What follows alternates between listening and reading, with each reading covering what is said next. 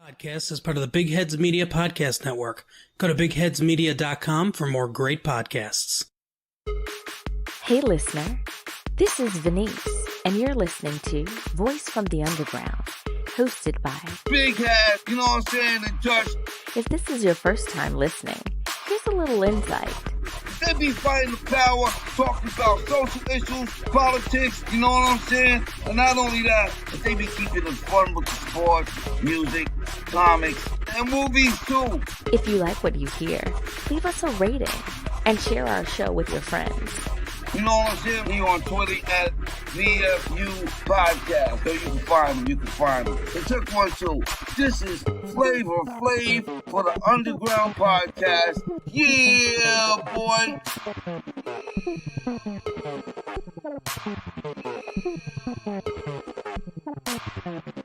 Welcome to the Underground.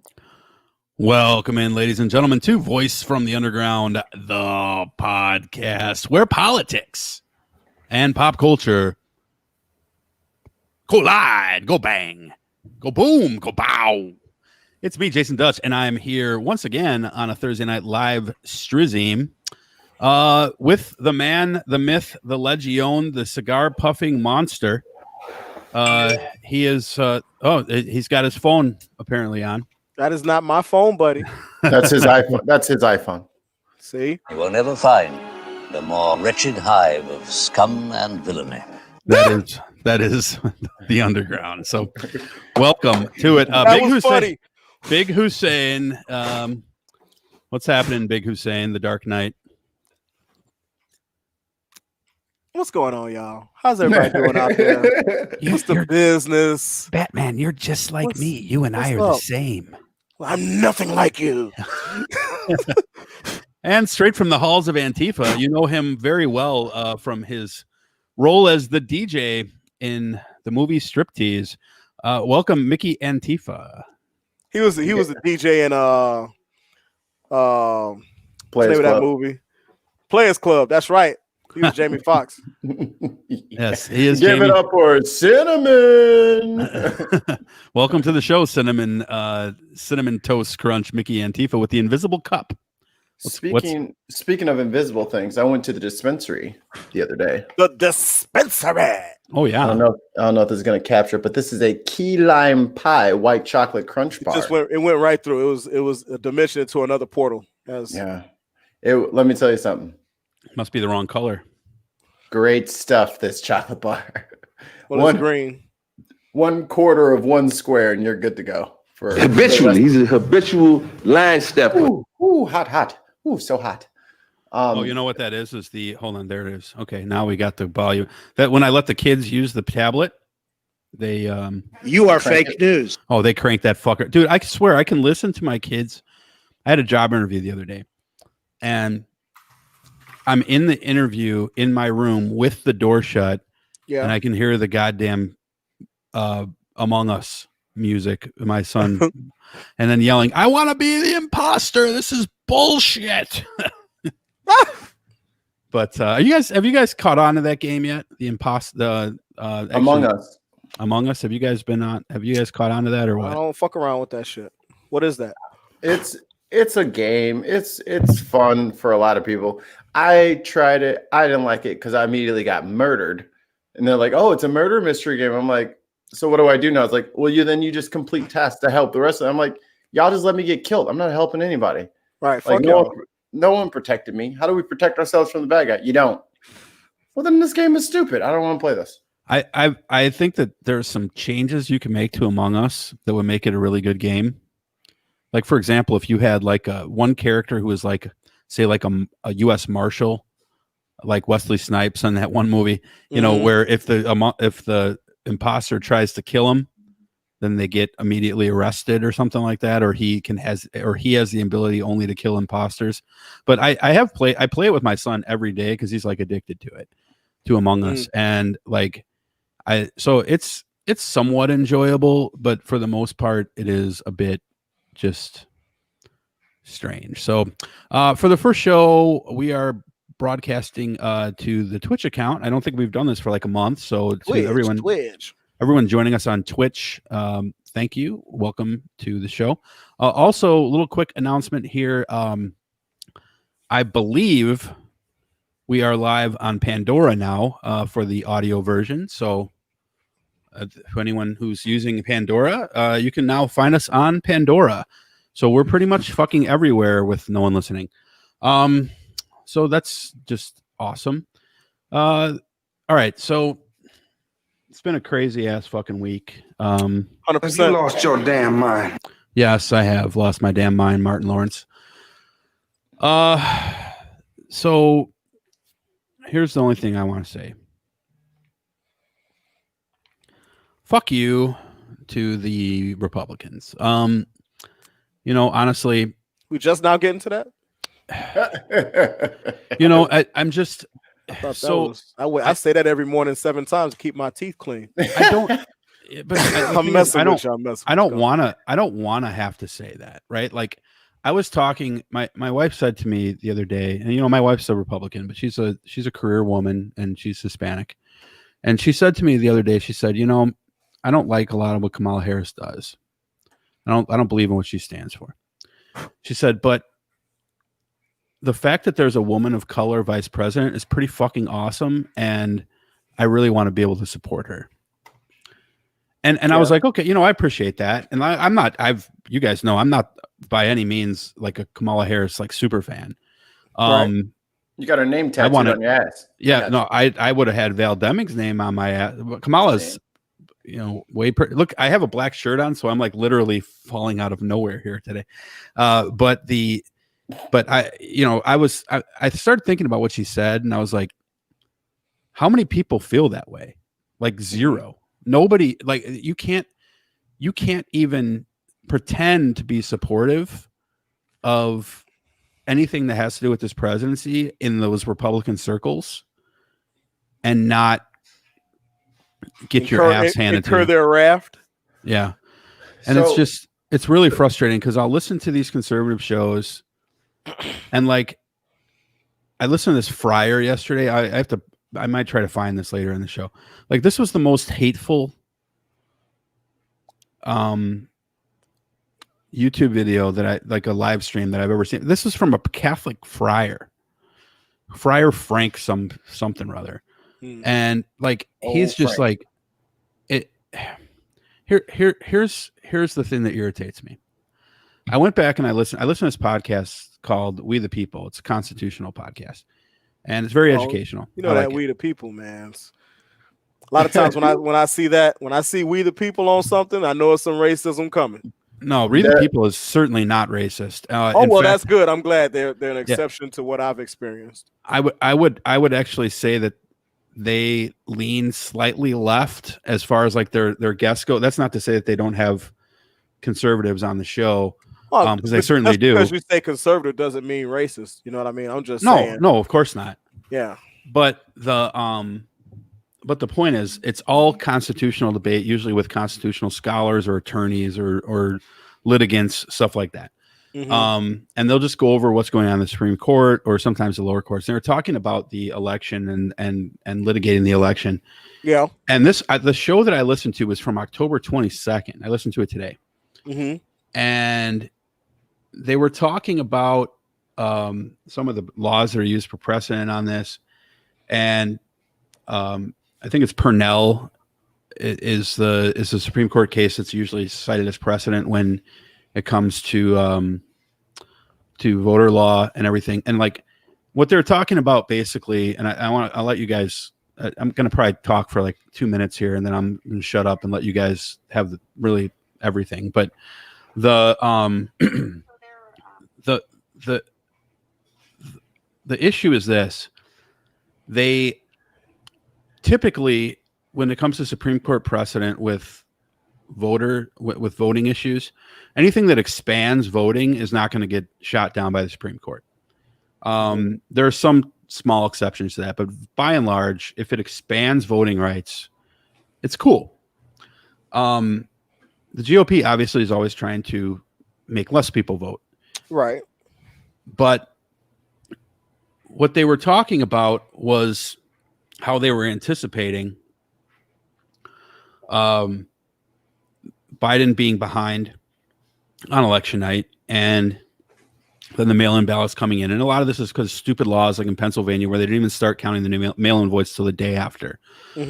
So, I went to bed pissed off. All of us, you remember that night? We all went to bed pissed because we're like, how is he down by 700,000 votes in fucking Pennsylvania? I wasn't necessarily pissed off. I was just like, okay, we're going to see some things happening when we start counting. Because I knew already that in Pennsylvania, they wouldn't even allow the votes to be, the envelopes almost be open until election day. So, right, I knew that too, but I didn't think that there was going to be a 700,000 vote discrepancy. Oh man, come on, to be able man. to make that up. You're underestimating the power of hate. Well, but see, so you've just touched on the two things that I want to talk about. Number one. And then let us say something. Don't just go right in. And actually, Jordan D. Wall, we're going to read your comment in a minute. Here's the deal. Number one, let's let this election, let's let the recount go through. Let's let them do everything that they're going to do. Right. Problem number one, when it comes out that there was nothing or almost nothing, which is probably the case. So find like what, a couple of places have already come out and said that. Yeah. But anyway, go ahead. They're going to find what? 1,000 bad votes across the country, probably a 50-50 split on who they were for. Right. They're still going to tell you that the election was illegitimate. So why do we even bother? Number one. They're doing exactly what they said we were doing. They're doing exactly what they said the left was doing the last 4 years. So go ahead, Mike. So this is the crux. All right. This is where the rubber meets the road on all this, is because you're trying to fight a logical behavior with logic. Yeah. And and what you're finding out is you do not have the stamina for it. Yes. You get exhausted. I can tell in your face you are fucking mentally. It's like arguing with done. Well, but you got to remember, I'm listening. Like this isn't even necessarily conversations I'm having with people. No, it's just listening on the radio. But you're having them internally. Yeah. Right. So you're still expending that mental effort. I tried to listen to Hannity the other day, and I made it maybe 90 seconds, and I just had to turn it off. It was so bad. The silliness just emanates, and it's like they accuse the left of being biased, and trust me when I tell you, CNN. Okay, let's just say this: CNN is super fucking biased towards the left from their opinion people, right? Not necessarily their morning and midday news. We all know Fox News is especially like Hannity and Tucker and Laura Ingraham are biased to the right. MSNBC is as far right as far left as Fox is right. Then you have these crazy ones like OANN. But like, the new favorite that I've seen is people are posting and sharing as evidence links from the Gateway Pundit. Yeah, that's the least. So again, that's like. You've geniusly walked into exactly where I was going to go. I'm here for you, Doug. What's happening here is that, and this is a lot of this is the media's fault. The media has, and I'm talking about mainstream media, CBS, ABC, NBC, CNN. They staff pretty much only Democrats, which justifies this move to right-wing radio. In a way. But then what you hear on right-wing radio from Rush Limbaugh and Glenn Beck. Glenn Beck's not as bad as some of the rest of them. I say that honestly. I've listened to Glenn Beck. What's every Homie morning. on the Blaze? What's Homie on the Blaze? He's Glenn Beck, but believe me. What's the other guy? You're probably talking about Michael Medved, maybe? No. The dude that what's his name? Joe Walsh.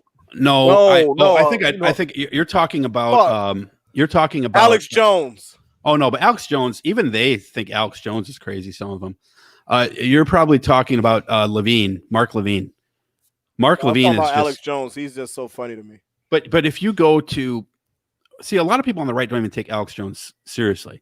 But like Glenn Beck, if you listen to Glenn Beck, because this is the order that they come in on their shows. If you listen to Glenn Beck and then Limbaugh and then Hannity and then Mark Levine back to back to back to back, and then I think Michael Medved is one, and there's another one who's got a really. They all have really annoying voices too, except for Glenn Beck. But Glenn Beck, if you listen to all those shows back to back, you will at the end of the day look back and say the only one who sounded somewhat human was Glenn Beck. But I digress. They push, the media pushes these people in a way, not all their fault, but partially their fault, to these outlets where they are then hearing in the echo chamber and the justification and the confirmation bias of, you're the smart one, you know what's going on, you're right, this is what's happening, no matter what happens, nothing that we do is ever going to matter. These people are yelling, there's no way we're ever going to cooperate. They're talking about putting in faithless electors. They're talking about having McConnell block every single piece of legislation. Biden's not going to get a goddamn thing done. And 2008 through 2016 all over again, except for the 10 months where they had the House and the Senate. Yeah, well, it was 24, but the it was 24. It has to be mathematically because they only have elections every 2 years. But from 2012 to because there was some special shit that went on.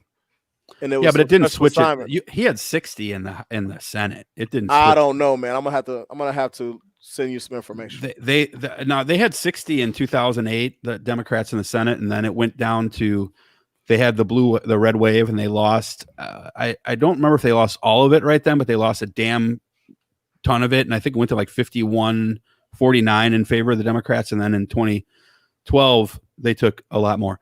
But and then we finally took it back because Paul Ryan became Speaker of the House in 2010, if memory serves. He glad he got out of there. Woo. He glad he lost that election. I was listening to Obama's what's the name of the thing I'm thinking of? The White House correspondent. It's called the Kenyan podcast. That's what you're his Kenyan podcast, right? Oh, yeah. I was listening to his correspondence dinner the other night, the speech for his last one, and he's talking about how when the Republicans were voting in the primary that they were torn between voting for Ted Cruz and Donald Trump, and he's like everybody's looking for Paul Ryan's name because he was like the next superstar, and like he just faded away into nothing on purpose under Trump. So he actually had the good sense to get out of it. But here's my point, and then I'll let you guys take over. Number one, why do we bother sometimes with trying to speak to people who believe, because they hear, just like everybody can say, oh, all if you listen to is CNN, then you're only going to hear this. But then when you only listen to the Gateway Pundit or the Blaze or one of these Rush Limbaugh, especially, all these other outlets, you're going to form an opinion based on that because they advertise as, hey, thank God you're here because this is the only place you're going to get the truth. And these people believe it. So that's number one. Number two is if you look at the way that they are talking about unity right now, they're talking about how, we're stealing this election, et cetera, et cetera. And Hillary Clinton has complained about gerrymandering, and not really gerrymandering, but like the voter suppression. I don't want to hear from Hillary Clinton. Please go away. Go away. To hear from her. Never come back. She's done. But she keeps hanging around. Fuck all that, man. She's being brought up by the same people. So before you can even finish your question, I'm going to give you the answer. And this is why. Because you have all the answers, right? I do. I'm very smart. Crack-a-lackin'. Hell yeah. He's the girl, man. I don't have the clip, but I was a really good student at the best schools. I'm like a smart guy. Oh no. I learned more from shitty people than I ever did from school. The thing is, for your mental health, it's not worth your time. They're not worth your brain equity to dismantle all of their arguments, because their arguments, as you have probably surmised at this point, change from day to day. And most of them are not even logical. As soon as you paint them into the corner on one thing, they go to something else. They're gonna go. There is no out like foxing them in this fox fight, because they're always gonna find some new thing that is a conspiracy, or they're being robbed, or the Zionist, or that. It's always gonna be something. There's always gonna be a Pizzagate. There's always gonna be a hard drive full of emails. There's always gonna be something that they're going to distract to by inserting yourself into their crazy, and then like, I will solve the crazy. That's hubris. That's hubris, my friend. Let them have it, because here's the thing: they don't have the votes anyway. This election proved it. So be crazy and think whatever you want. That's fine. You'll never win anything. And until they get to a point where they have to start dealing with actual people and actual humans and actual facts. Wow, actual facts in 2020. We have to actually fucking talk about things like this. But until they want to actually talk about factual things that have happened, there's no point in even engaging with them, because they're just going to move the goalposts as soon as you get them. Oh my God. All right, here's why I disagree with you. And I'm not saying that you're wrong. I'm just saying that, but you're saying don't fight. I'm saying pick your battles. I'm saying double down and fight harder. So but here's why I disagree with when you're saying pick your battles, that's going to more fall in line with what I was about to say. Depending on the situation of where you get someone, like where you get a chance to talk to them, like if they come to you and say, why do you say this? Right. Like our listener, Eric, he was going to vote for Trump. I flipped him to Biden personally. Because he actually looked at facts and he said, you know what, I'm going to vote for Biden based on he started looking at Biden because of what I had said, some things I had said to him. He made his decision on his own. Actually, he made his decision because Biden decided not to run attack ads while Trump was sick with COVID. But he wouldn't have even been in that position if it weren't for the fact that I had talked to him. So I'm happy about that. And I know at least 5 or 6 other people. Like I was at court today and a lady had said something about riots. And I was just sitting there and there was this black girl in front of me and I saw her eyes kind of roll because these other 2 people were like, there was like this 2-hour wait for court. Of course. And like, there was no judge there, no bailiff, and just people sitting there all socially distanced. And this lady was talking about like the riots. And I just kind of shook my head and said, what you just said is completely untrue. And she said, what do you mean? And I was like, just so you know. And I told her, and she was like, and I kind of put things in context to her. And I made her a couple of analogies and very peacefully. And just like, I'm like, and she was like, oh, I never thought about it that way. I guess you're kind of right. Now, I don't know if that's going to be impactful on her or not. But in that particular situation, it wasn't a situation where she's not going to start an argument in the middle of a courthouse. Right. Right. So in that particular situation, maybe. Was that lady white? I would guess that I'm not sure. She was either white or maybe white Hispanic mix. It's hard to say. I'm just saying this. If that black lady had turned around and said what you said, it probably would have been a fight. Yep. Right. Well, the black lady just after she wasn't really, she was probably like 25, but she's a lady still, but I mean, she wasn't your idea of an older lady. She was a young gal. Yeah. I'm just saying this. She just kind of went like, yep. Like she didn't say anything. Yeah. She didn't say a word. She just looked at me and winked. Of course. You know why? It's like, I'm gonna suck your dick because in about 5 minutes. Here's the thing. Me and Mikey, we could deliver the same message to the same person that you do and get a totally different response. They will listen to you. Well, depending on who you're talking to, because I'm just saying, I've tried to talk to my wife 100 times about Black Lives Matter. She didn't listen to me. That's your wife. But she listened to Smoke. Our boy Smoke. She listened to Smoke. Yeah, but you're too close. You're too close, and y'all got too much history where she don't like you anyway. So that's true. You know what I'm saying? You know what I'm saying? You left the toilet seat up about 36 times last week. Yeah. So I ain't listening to shit. That's like my ex-wife wouldn't listen to me about fitness stuff, but then somebody else told her the same thing. Boom, she's doing it. I'm like, I told you that shit 2 years ago. There was literally a time where early in the Bin podcast, we had a particular trollish individual, and we took him to the side. We're in our own separate kind of like a private hangout room or whatever. And I'm talking about 2 hours. We're saying this, A, B, C, D. Shartan hops in there, has no knowledge of what has transpired before he got there, ends up saying A, B, C, D, goes, oh, wow. Yeah. Oh. Yeah. Yeah, the Norwegian says it, and all of a sudden it's gospel. Oh, yeah. Well, Shouldn't we have more people from Norway? He'll be here. Not from those shithole countries like Haiti, but Norway and Sweden and Iceland. Look at my African American over here. All the people who won't give me loans. Please come here. Right. But I'm just saying this.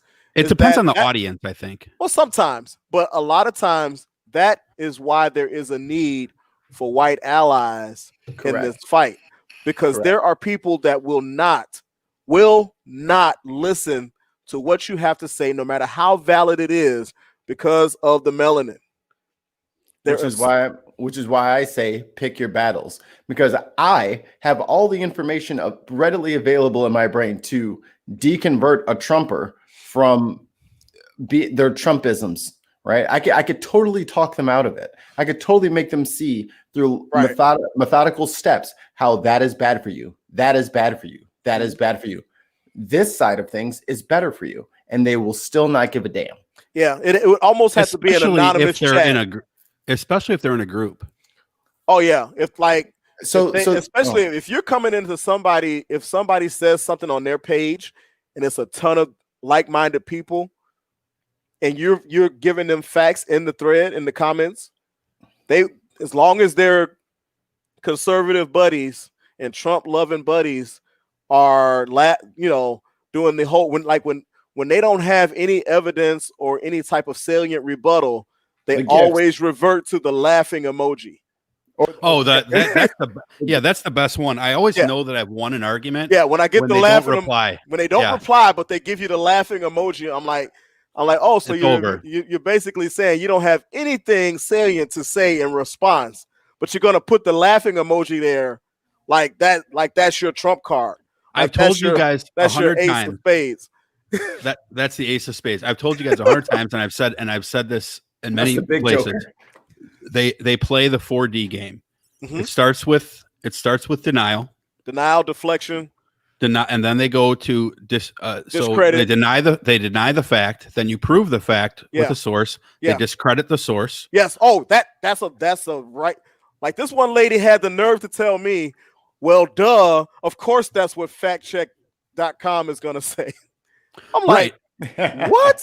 Because they've been proven to be a left-wing tool for the. Oh, your boy Corey does that all the time.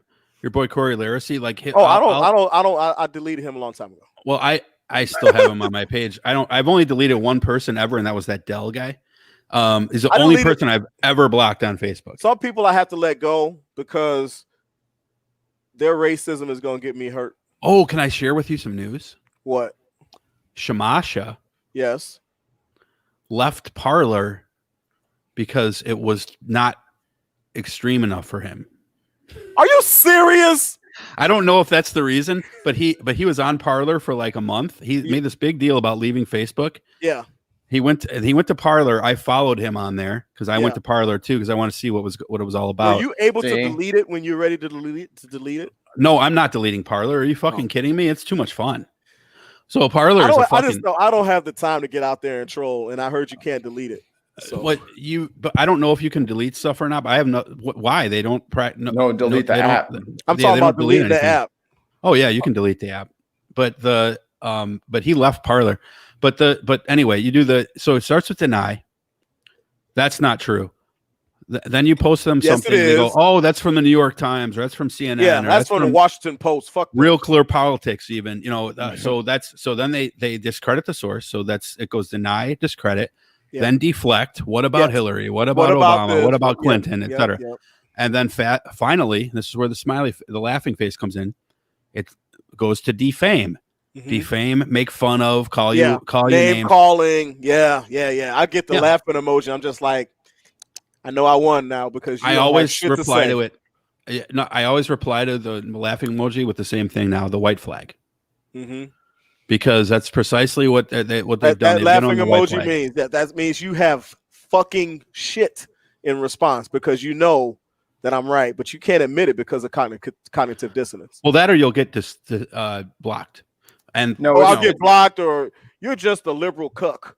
It's the gifts for me. As soon as someone starts posting gifts, I'm like, oh, okay. So you can think of nothing to say, so you have to fucking find Shia LaBeouf fucking screaming into a microphone. That's what that's what proves your point when we're talking about economics. When they post that meme of the liberal girl with the knit hat on going yeah that way, and they do it because she's not attractive, and they figure, you know what, all liberals are, like she's like Pat from Saturday Night Live or something like that, because that's the way that they instead look of at blonde it. Stepford wives like they have on Fox.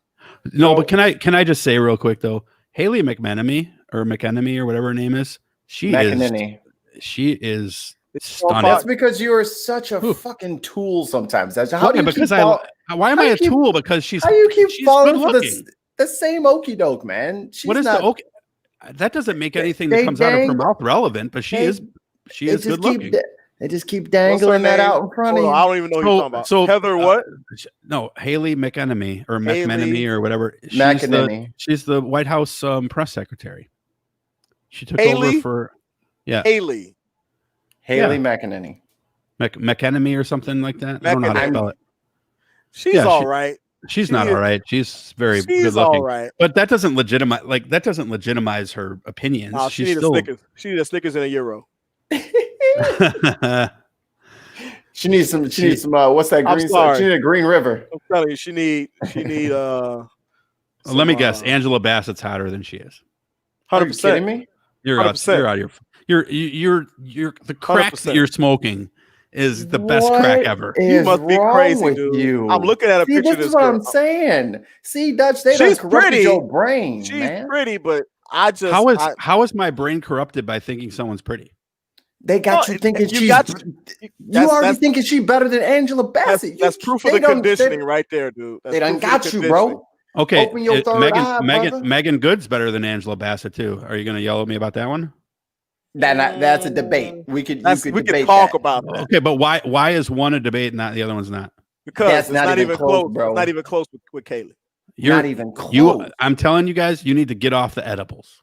Okay, I don't fuck with good looking is good looking regardless of what their social outlook is. There's levels to this, son. There's levels to this. So if we're going off physicals only, yes. Who better than Erykah Badu? I'll wait. I haven't seen Erykah Badu in 20 years, so I don't know. Erykah Badu is very surprising. I wouldn't put her above Angela Bassett.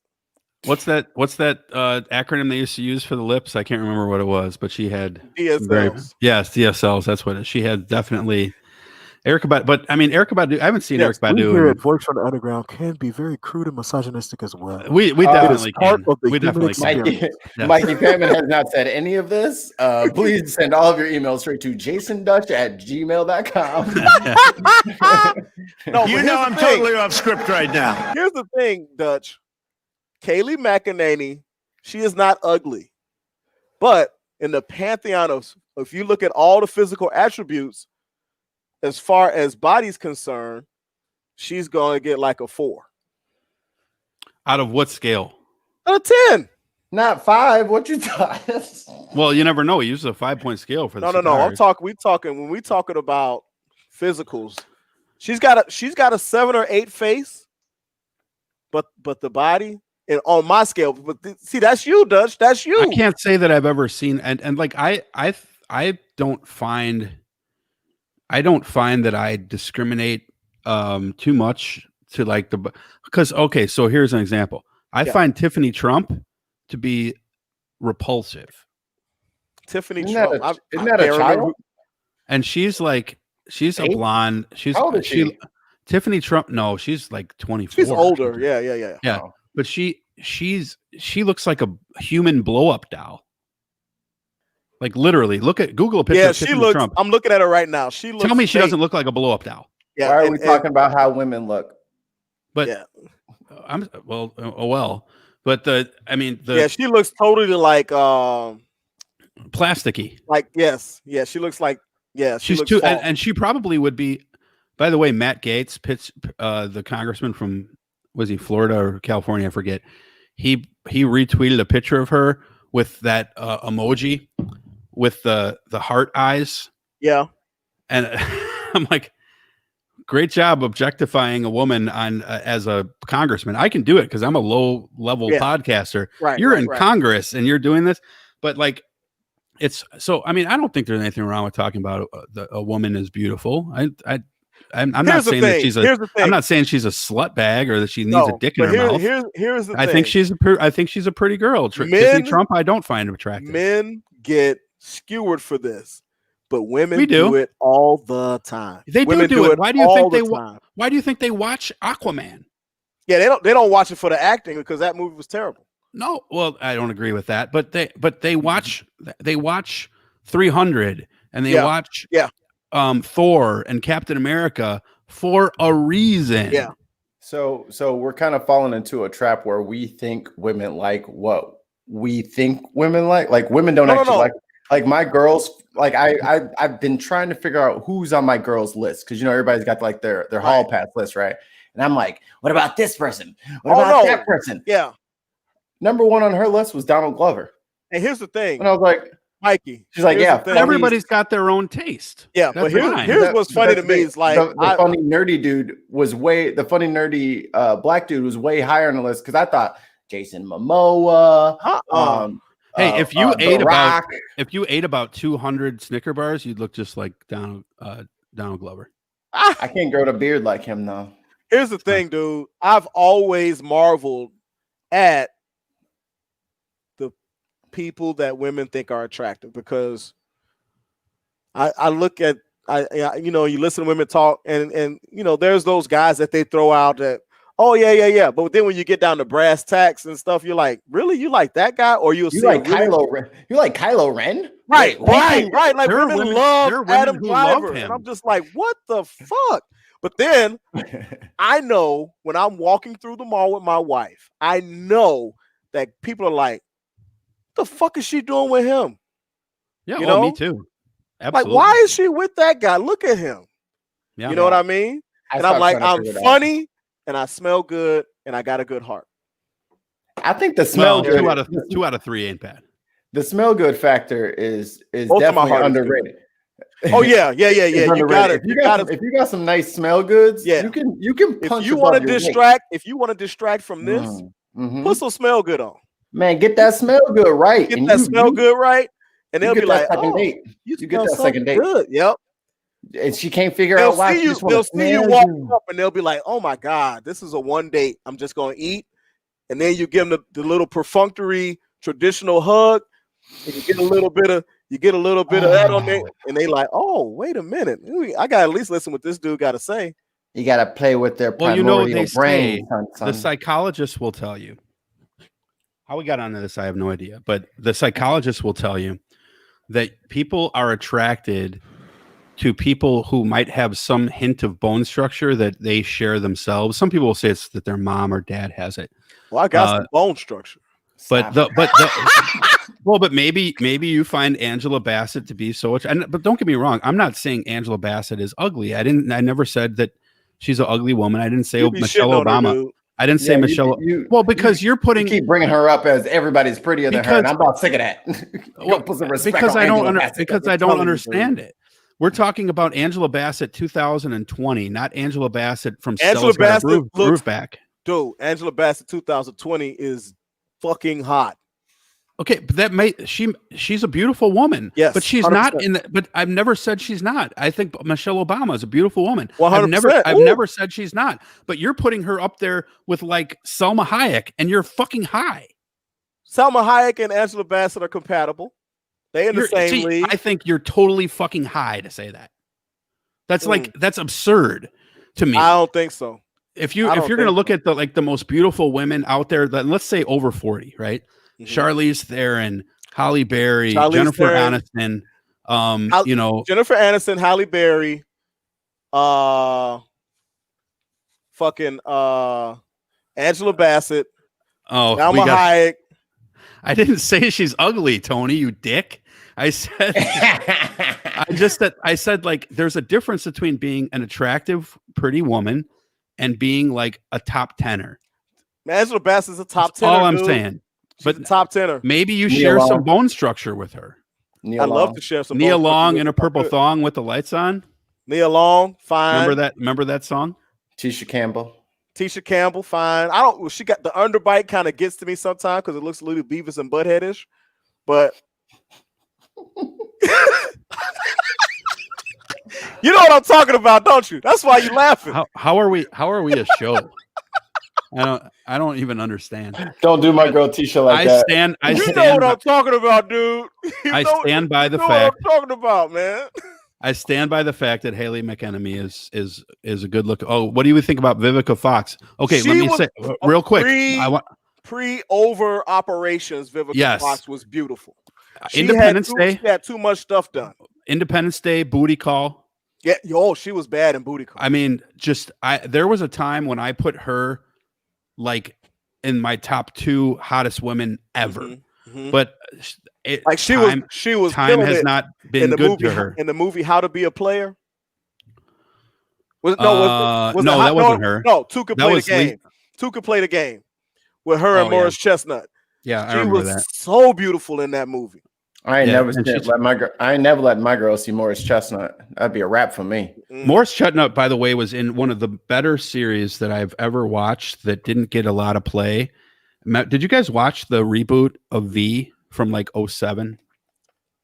I saw a couple of episodes, but I'm an originalist, man. That reboot was not it. Oh, look at Tony. Tony from Jock and Nerd here. He's talking about Vivica Fox. She was so bad in Booty Call. What's the homeboy name who in all the black movies, he's always the bad guy? You talking about the dark skinned dude or light skinned dude? It's always got to be a dark skinned dude. No. He always like the crazy ex-husband or something like that. He always that dude. I can't think of his name. Well, just pull up the IMDb on any. Are you talking about the Madea movie? Is he on that new show now? Just give me some names and I'll tell you yes or no. He's on that new show with Kim Cattrall. You read that comment, Big Hussein. Oh, okay. I feel like Big Haas is wearing a Halloween firefighter hat. I did go as a fireman once for Halloween. You burnt it down. I sure did with my hose. No, that's not a good analogy. Burning it down with your hose. That's not good. No, that's bad. So somehow we've started talking about hot women on the show. Okay, so actually, wait a minute. Hold on. Charlize Theron. Yeah, she's another neck upper. Okay, she's another neck upper. Let's do this. 40 plus. Who's your top 5? I just want to know. Okay, we're talking about looks only. We're not talking about their social. Is Serena views. Williams 40 yet? Does Angelina Jolie share the same social views with her dad? No. Did you hear that shit? They don't talk. No, John Voight. No, she does. Did you hear that shit her dad said today? No, I don't pay attention to that, man. Nope. Oh, he just basically was talking about how it was crazy shit. But anyway, go ahead. Your top 5. A top 5. Oh, Angela Bassett, Salma Hayek. Number 1? No. In no particular order. Okay. Angela Bassett, Salma Hayek, Jennifer Aniston,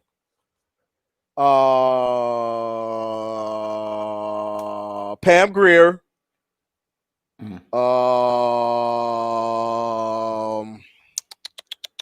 over 40.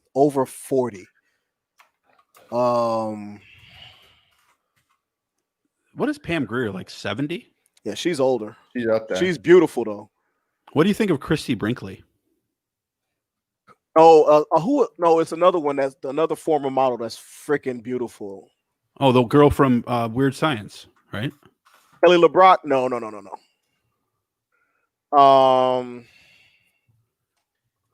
Fuck.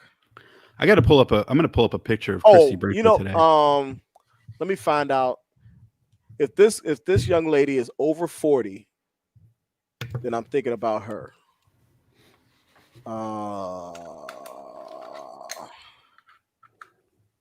I will not be participating in this. Yeah, we know you won't. Why? Let me see.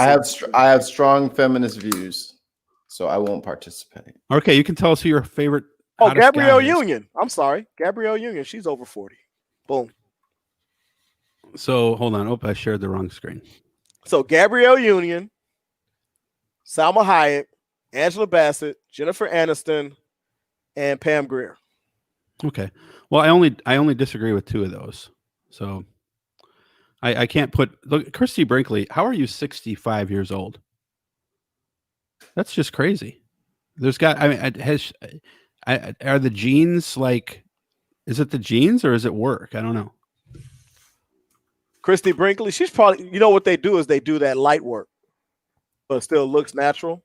But hers looks like Melania. You can tell Melania's had work done, and Melania's like her face is just way too jagged. Right. You know, it looks like Superman's face. But Christy Brinkley is a beautiful woman. Yeah. So I over 40 for me, it would probably be Halle Berry. Is Beyonce 40? No. Yeah. Is she? Yeah. Yeah. Can we confirm that? I think Beyonce. So Jennifer Aniston is absolutely up there. She's 39. My bad. Okay, so she doesn't qualify yet. She doesn't make the cut. We'll talk. Next year's show, she'll make the cut. Yeah, she'll bump Pam Grier for me. So Salma Hayek, Jennifer Aniston, Catherine Zeta-Jones. Oh shit! Forgot about her, but she ain't got no booty neither. So it ain't all about that. For you. I have one that you guys probably won't have. Jennifer Love Hewitt. I forgot about her. Jennifer Love Hewitt is she's beautiful. And then she got a little curvature on her. So the lady from the Hispanic woman from Modern Family. I forgot her name. Sofia Vergara. Is she over 40? Right. She's over 40. She's like 50. Yeah, so those would be. I might have to bump Pam Grier. And Charlize Theron barely misses. She's a neck upper to me. But she's beautiful. Her face though, her face. I would definitely date her for a while. I'll tell you what, man. They did that one movie that she did, Monster. Did you see that? That was crazy. Yeah, how was that her? That's makeup. That makeup artist, man. They did some work. Haas, your thoughts? Oh yeah, Tyra Banks too, and Takara Jones too. I don't even know who Takara Jones is. Oh, see. Oh, well, because it must be a black woman, so I don't know because I don't know who. Let me explain something to you. What you defending? I don't know any. Why are you getting so defensive? I don't know any fucking actors unless you're like top A level. I don't know who the fuck they are. Takara Jones is just a phenomenal plus size model. Takara Jones, man. Oh, you need to Google up some pictures of her because you'd be like, okay. I'll look at it. Is it T-O? Toccara? Takara Jones. Beautiful. You know who I used to be a big fan of, but she turned into a crackhead was Whitney Houston. The girl from In the House. You talking about Raven Simone? No. The girl from In the House with LL Cool J. The show? Yeah. I forgot all about the fact that LL had that little sit down going. It worked. Okay, and Mr. Cooper had their show on at the same block. Takara Jones is she's plus size. She doesn't look that plus size. Yeah, she's a beautiful girl. Mm-hmm. You know who else I really thought I had a crush on for a long time? Just so goddamn gorgeous. Who? Was Hoops from Flavor of Love. Hoops was yeah, but she's been with Shaq, so I ain't messing with that. Yeah, that's right. That's who she's with. That's right. Yeah, I could probably climb in there my whole body and she wouldn't know. Man. Oh, you know what? Jordan D. Wall, good one. I don't know who that. Oh, and the girl that from Austin Powers. The girl that played Topanga too from. Do you know that? Have you seen now? See, there, Topanga is one of the ones that gives me hope. Her boyfriend looks like a total dope. Yeah, and I'm like, I know I'm ahead of this guy on the hierarchy of men, so it gives you hope. Yeah, if Topanga can can be with that guy. So whatever. But yeah, Elizabeth Hurley. Now I haven't seen Elizabeth Hurley lately. Elizabeth Hurley is nice. I'm one of those guys who I think it's totally okay for women to think a man is hot and yes, men to think a woman is hot, as long as you're not disrespectful, like Oh, no, and if I think someone's ugly, but you can call me ugly. Go right fucking ahead. Yeah. I guarantee I am. Ugly. I wish I had a nickel for every time I've been called ugly. I wouldn't be on this fucking podcast with y'all guys. I'll tell you that. Yeah. All right, I'd be chilling somewhere on my own island. Let's flip. I had another thought on what I was talking about before, and I don't even remember what the fuck it was anymore. So, what do you guys got? Mikey, you got some shit. Bring some shit up. I do. I got some shits. Some shit. But Dutch, for your mental health, I recommend as your therapist, take a week off. They're not going to come up with anything new. You don't have to have an answer for all of their crazy. It's fine. Let them be crazy. Hey, while you're anyway, I got to tell myself that every day. While you're doing that, and while Jordan Wall's watching, let's real quick. I want to read his comment if you guys don't mind. Why don't you do the other comment that we forgot? That was his. So okay. Yeah. So Jordan D. Wall, thank you for writing in. You wrote in 2 weeks ago. D is for danger. And Mikey forgot to read it the week I was gone, and then I forgot to read it last week when I was back. So Jordan Wall, he says, I got turned onto your podcast from Jock and Nerd. Jock and Nerd. Thanks, Tony. So Tony's listening, whacking off right now. Jock and Nerd. And enjoying it so far. I wanted to chime in on the Joe Rogan discussion. Not a religious listener of his, but all anyone has to do is tune into an episode or two to realize the one guest was a bit off base in his accusations. Well, he's not a guest. He's right here, Mickey Antifa. Posting a couple clips below of Rogan challenging a certain Ben Shapiro's beliefs. Also listen to the Abigail Schreier interview that has Spotify employees up in arms, and he questions a lot of what she spouts. Feels like we live in a world where if you're not taking an aggressive stance with impenetrable walls up on each and every topic, you're deemed the enemy. Firmly believe the quickest way to progress is to take our time to hear each other respond, leaving rooms for our minds to actually be changed. Seems you guys do that on your podcast, so a roundabout way. Keep up the good work. So first of all, thank you for the comment. Mikey, defend yourself, motherfucker. There's nothing to defend. I still think that Joe Rogan is a fucking piece of garbage.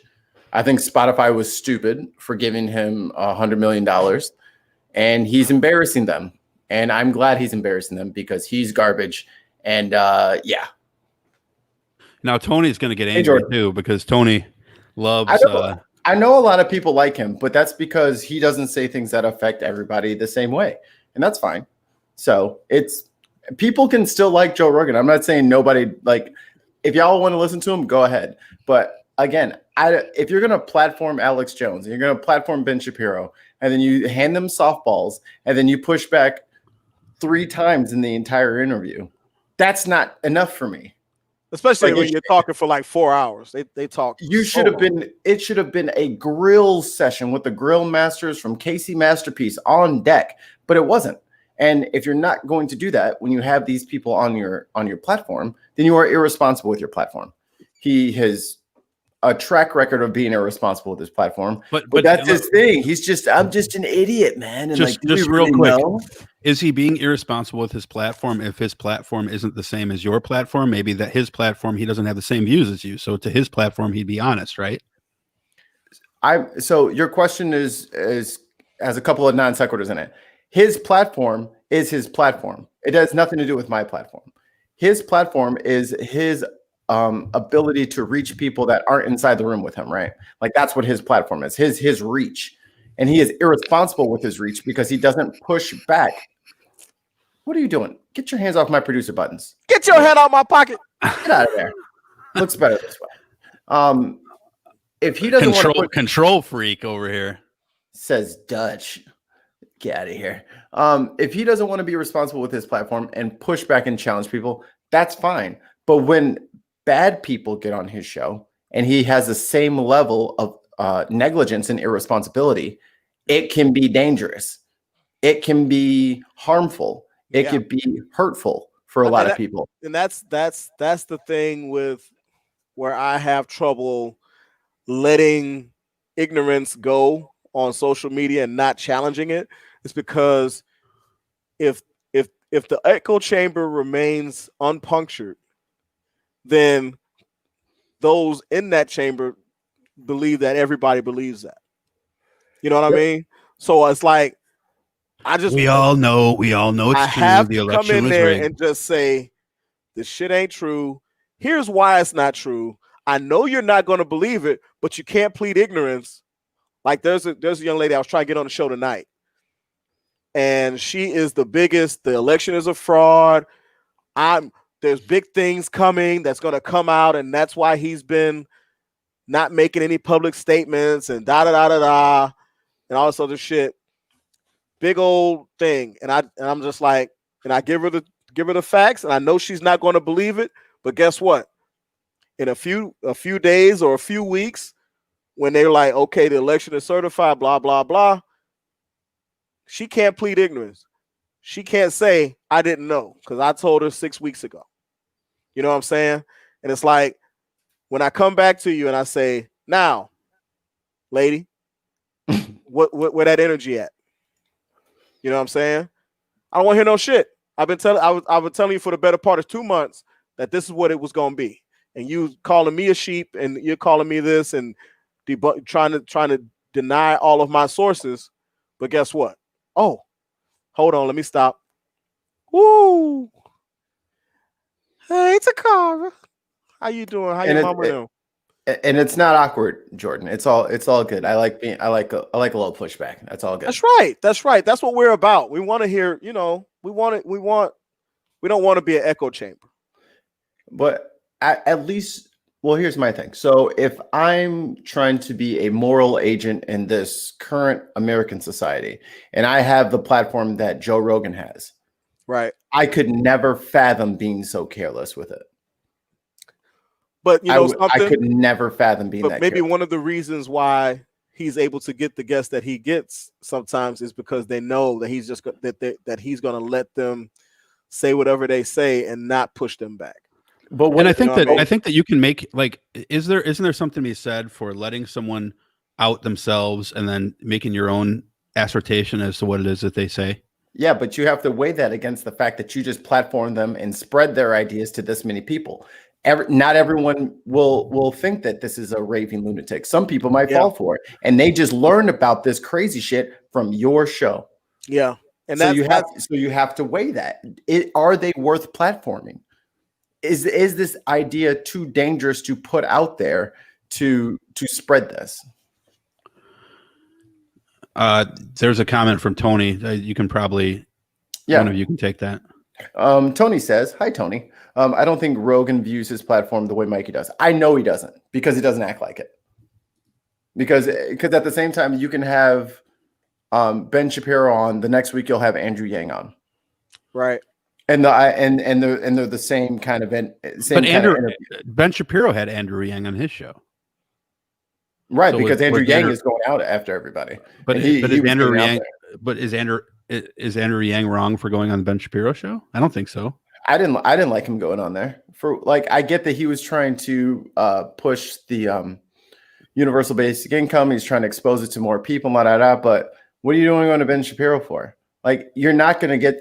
I know everyone has this like grandiose idea that you can just, as long as we have a conversation, someone's mind might get changed.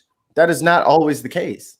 And I hate to be pessimistic about it, but there's no point in me making a Parler account and trying to convince people that Trump is XXX. Like, you know what I'm saying? Like, there's no point in me doing that. It's not going to happen. Oh, I don't go on Parler for that reason. Just so you know, I go on there and pretend I'm one of them just to hear just to see the real crazy. Because you get to see the real crazy when you pretend that you're one of them. That's when the walls come all the way down and they get outed. But that's what I do on Parler. The walls come crumbling down. I mean, I don't agree with you, but again, I don't have to agree with everything that you say. But I think that it's perfectly fine to talk to someone that you don't agree with, because I think that's for two reasons. One, is because I think the vast majority of people, there are some Alex Joneses out there who you can't say this is true of, but the vast majority of people want the same things. Use him. So would you have Alex Jones on the show? Oh, I would love to have Alex Jones on the show because Alex Jones would look like a moron. That's why I wanted to have that Bishop Gators on here, because Bishop Gators calls himself a decapitator of the left, and he tries to go in places where he can make people look stupid. But when he comes here and he can't make me look stupid and can't make you two look stupid, then the joke's going to be on him, and he's now deplatformed immediately. Right. So, but then if his audience sees him bullied by the three of us, now he is a martyr, and that just makes you're trying to fight illogical actions with logic. It's not going to work. So why is he a martyr if he loses a debate? Because it'll be he didn't get enough talking time, or they'll make a. They're gonna move the goal. Then those are the people that I don't care about. I don't care about those people, but there's so many of them. There's so many of them like that. Do you think he has anybody listening to him that isn't that? No, but I think the people might know. You're right. People who listen to his podcast, Larry Gator's podcast, is not going to tune into his podcast because they're trying to, because they don't already believe that. They're not open-minded coming in, right? But if he's here and then they tune in here and hear that and hear him get decapitated, the decapitator get decapitated. Now maybe they might say, maybe he's not as good as I thought he was, and maybe what he's saying is not as legitimate as I had thought. That might be true for only 1% of people, but 1% of people can change an election. Right. Yeah, but that 1% can also go the other way, where more people feel emboldened by him. Then that's where your argument comes into play then. Because what you're saying is if he feels like if they feel like he's being picked on, then he's the victim. And look at the fake news and the mainstream media. They just attack Trump all the time.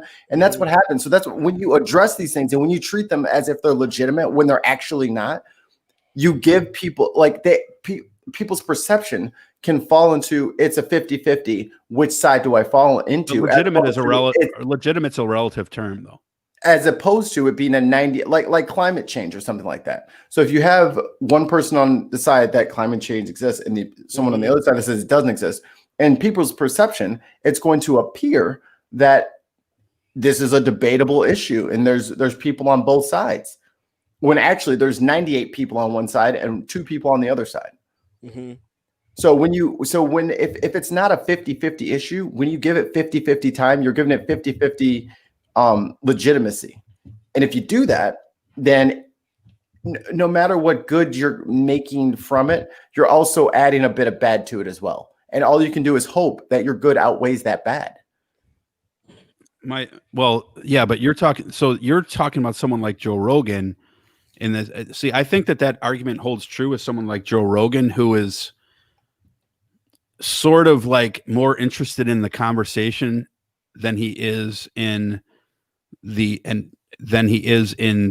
trying to convince someone of his side, where mine is not that. I go into this completely 100% looking to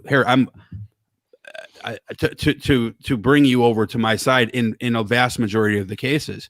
I went on a podcast with Jeff Dornick and JD Rucker, and JD Rucker is like Jeff's boss, and it was me against the two of them. Listen to it. I would say that it didn't go particularly well for them. You know what I mean? Now, I'm civil. I'm not calling you a motherfucker. But if I'm saying things that are true and then someone tunes into that, they go, oh, look, JD Rucker is on this podcast. Maybe I'll hear some more echo chamber shit. And then they hear those same talking points getting pushed back on with logic and facts in a civil way by someone who is speaking normally. Then and logically and putting things into an anecdote, an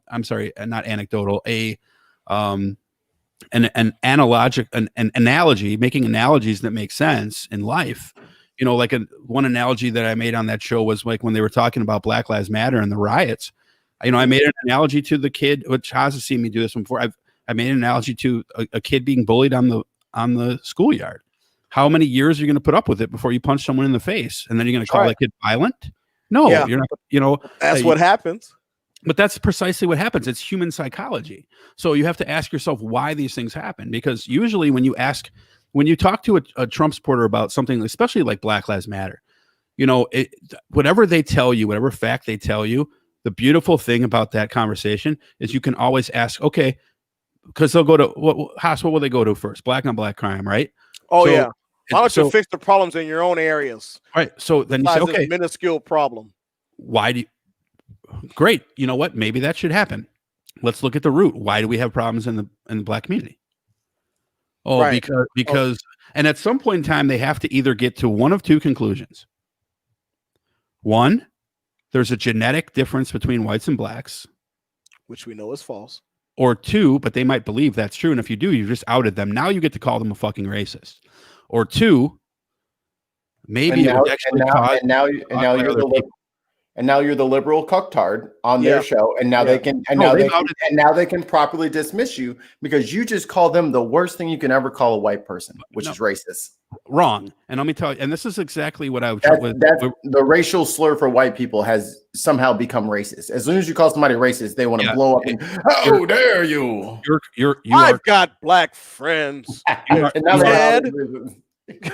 Okay, so you're right, and that's why they'll say my daughter's cousin's aunt has a black husband. He's been to my house, so how could I be racist? My father's brother's nephew's cousin's former roommate. Right. He came to the house once. Oh yeah, Tony's got that one right. So I don't see color, but I hate that. God, I hate that. But here's the thing. You are precisely correct that racism, calling someone a racist, it's a closed door. It's a trigger word. I've made analogies in the past to it's as effective as holding up chopped up baby part signs and then screaming at a woman that she's a murderer when she's walking in to have an abortion. Like that's going to change her mind. Of course. And then how do we even know that they're walking in for that? That's the thing when you walk into Planned Parenthood. It's a 99%. There's a 97% chance that you're going in there to get some free condoms. Or getting your pap smear for free. Right. But anything, only 3% of what happens in there is abortion. And they'll say they yell at everybody. They yell at everybody walking in there, though. But if it's free, it's bad because you should be working for it. But see what we're saying with the goalposts always being moved. Yeah, this is why I don't bother with none of this, and this is why I don't fuck with Joe Rogan. Okay, but I do bother. So the difference here is this: with you are precisely correct, and I said all what I just said to say this. You're precisely correct that calling a white person a racist is a conversation ender. It's like, oh, you guys always go back to racist. You're the racist for calling me racist. Right. But that's precisely why I don't go there. Black people can be racist too. Well, they can. But fucking racist. No. Okay, black people can hold racist views, but you can't practice racism. Well, but you're using okay, so now we're stepping into the whole idea of what I'm talking about. Right. Can I call the cops on you and get you killed by the police? Hell no. But you can call the cops on me, and there's a pretty good chance I might end up shot. Yeah. Okay, I'm not disagreeing with that. So that's where the power comes. All right, me and on Mike, the individual level.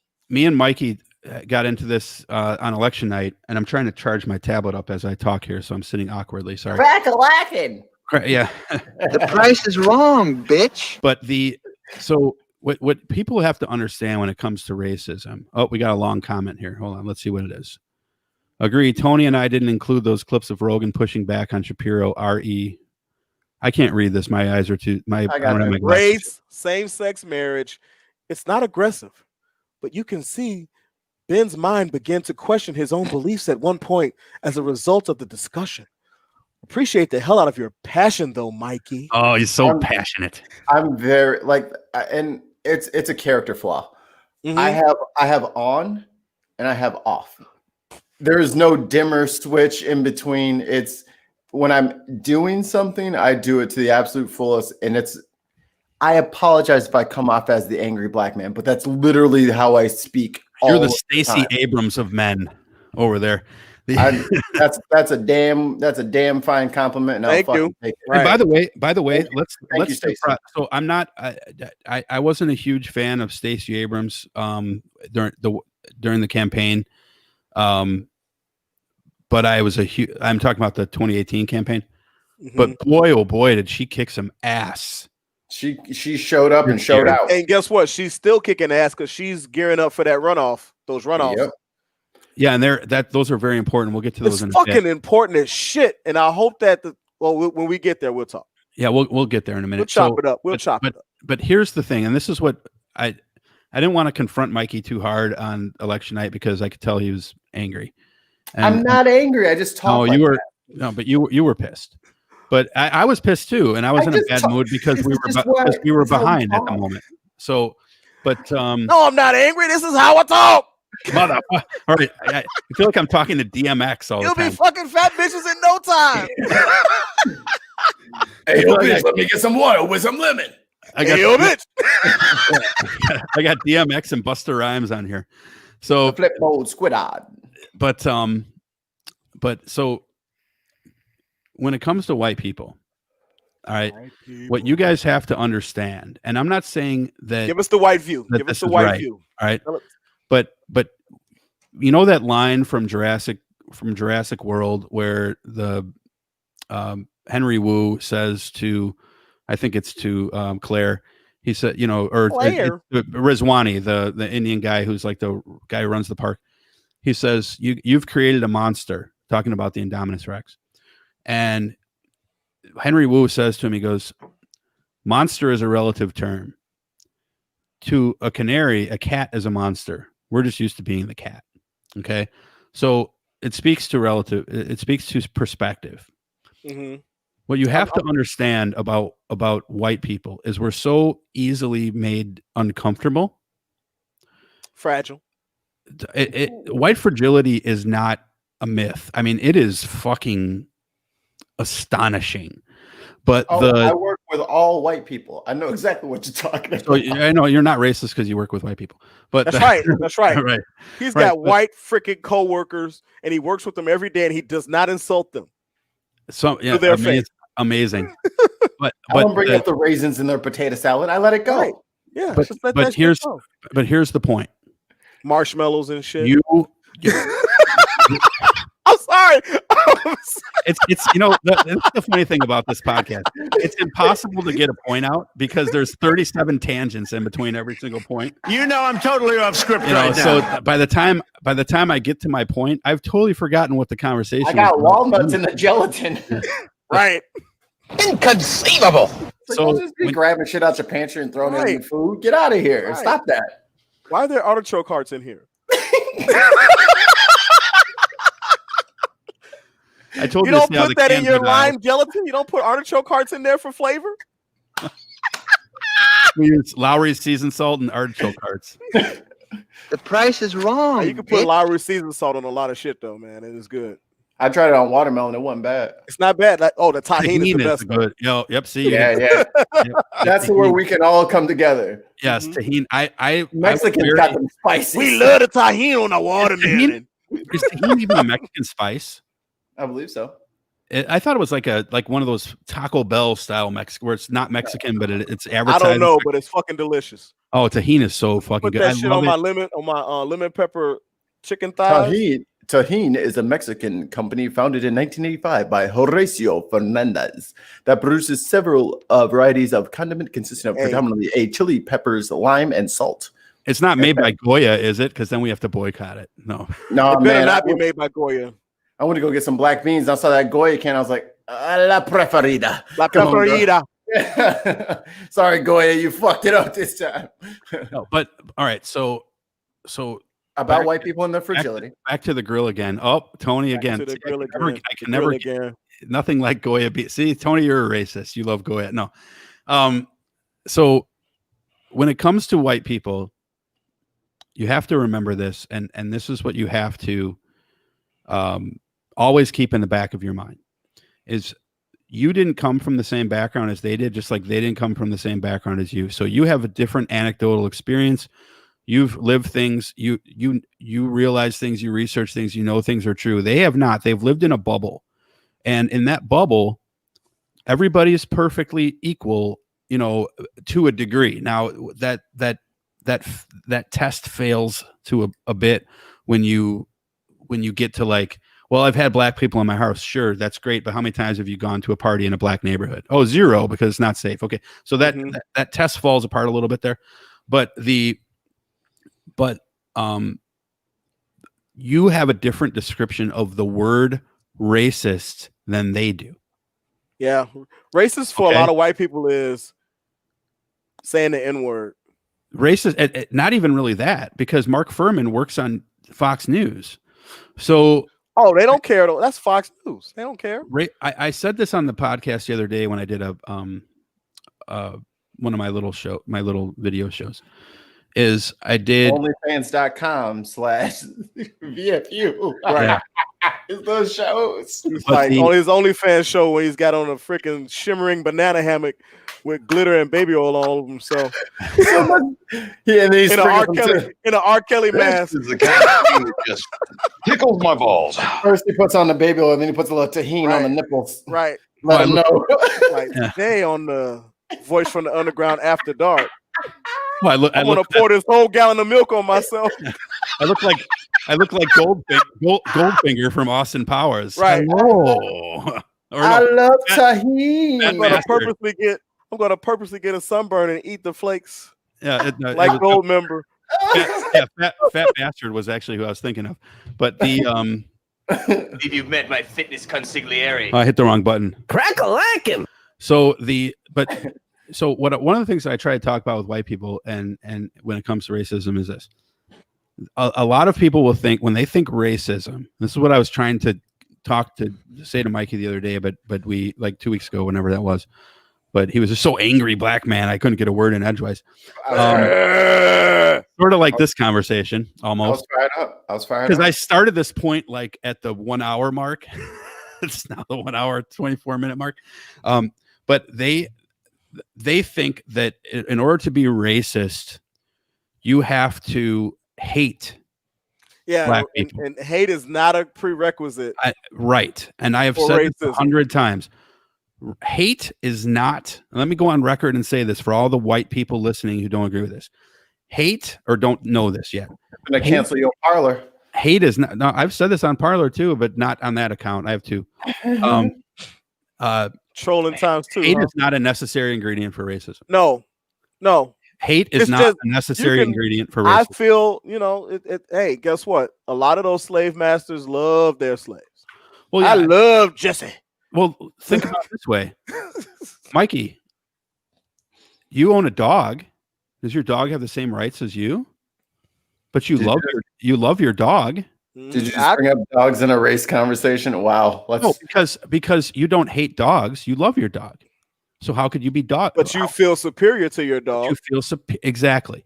You feel superior to your dog. Okay. Now you don't even have to actually that's and we're moving down. You got hate at the top level, and then you got superiority at another level. Now we can move down, and we're still on the racism spectrum here. The spectrum goes like this. But I've got a nice chart that I'm going to give you guys to put on the Instagram. I'll put it out there. But like I'm moving down the level here. So you go from I hate black people, and I would not even let one make my Whopper. Yeah. Right. I wouldn't even take their blood if I was bleeding out. Because nobody makes me bleed my own blood. And then you have I don't hate them, but I know that we're above them because they don't work hard and they don't they want things handed to them. That's not here, dude. That's way down here. That's reasons for feeling superior, because I'm willing to work hard and I don't want the government handing me anything, and all they do is sit back and make babies and go to jail and abandon their kids and the worst. You know who's the worst at thinking that? Is people of color who've made it, quote. Yeah. Oh, like a lot of Hispanic people that are Trumpers. Oh my God. Talk about that. Woo. All right, so guess what? There's a lot of Hispanic people, especially the Hispanic people that look white. There's even a section now called, by the way. Come to Bakersfield because they're white Hispanic is now even a Why am why I is that flickering? flickering like that? I'm gonna have a seizure. I don't know what's going on. Yeah, get your shit fixed. There's a lot of I like to talk about proximity to white when I talk about racism and people of color. We got a lot of Hispanics. Congratulations on getting your proximity to white with the new light. I mean, you like that, but you're halfway there. This light here is flickering now, so that's why I didn't turn that one on. That's probably why mine was flickering because of yours. No, it's not even on. It's not even on. Oh, the battery. There's a lot of Hispanic. Well, Hispanic. A lot of Hispanic. Yes, true. A lot of Hispanic people in general don't like black people. That's one of the reasons I didn't go to the high school near my house when I graduated high school. When I graduated 8th grade, because there was a big brown versus black war going on, so I had to go to a different high school because I couldn't go to Tilden. So, well, that's one of the reasons. Plus, I didn't want to go to Tilden because it wasn't a really good school. But there's a lot of Hispanic people that don't like black people anyway, and then there's Hispanic people that are trying to make that they look a little bit white, so they try to make their proximity to whiteness, like their last name is Velasquez, but it looks like it could be, Przybilski. You know what I mean? I've been shown out by a couple of abuelitas. Yeah, it's like, oh no negro, no negro, no, you're not coming in here. No, I was like, so alrighty. Yeah, well, there's that proximity, and that's where the melanin comes in, because once you see it, and there's no equivocation, then there's like this proximity, like as the Irish were accepted as white, and as soon as they were accepted as white, they joined in the persecution of blacks. Italians. Now we're talking about Irish and Italians. The funny thing is the Irish are the worst. Yeah, but they were treated the closest to black people, so they gave it back. But here's the thing: they got it. Why did they get accepted into the universe of white? Because they were actually joining with the blacks and creating trouble for the elites, the Italians and the Irish. And they say, you know what? Y'all white now.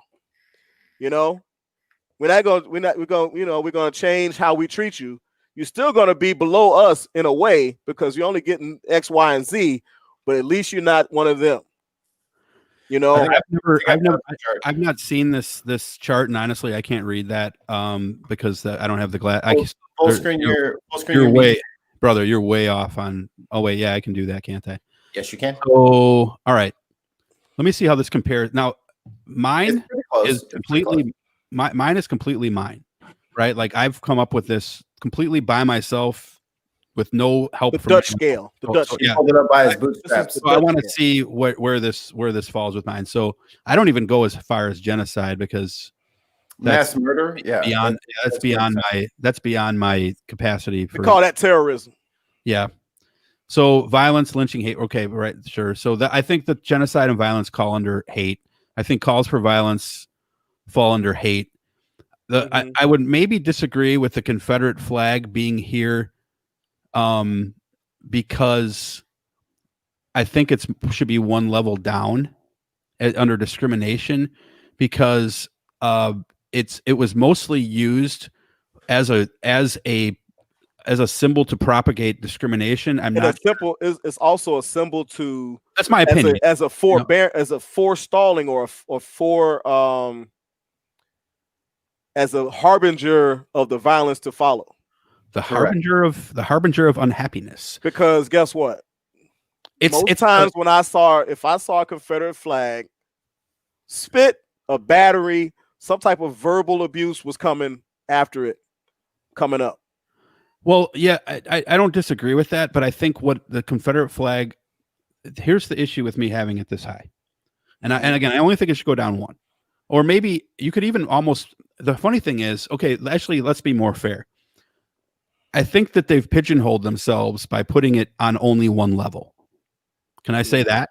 Because I think you could use that as discrimination and under veiled racism. Maybe the things on top also encompasses things underneath. It's part of it. It's like a hierarchy of needs, I suppose. But if you're looking like at we were just talking about, we were just talking about how things that you would have lower would fall under feelings of superiority.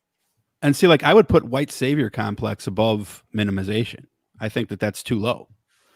But that wouldn't be veiled racism. Well, white savior complex, to me, there's a bright line between white savior complex and, say, not all white people.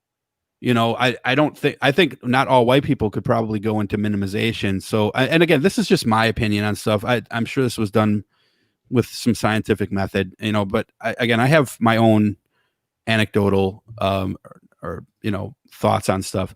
But so I'm not pretending that what I've come up with in my own personal life is trumps everything.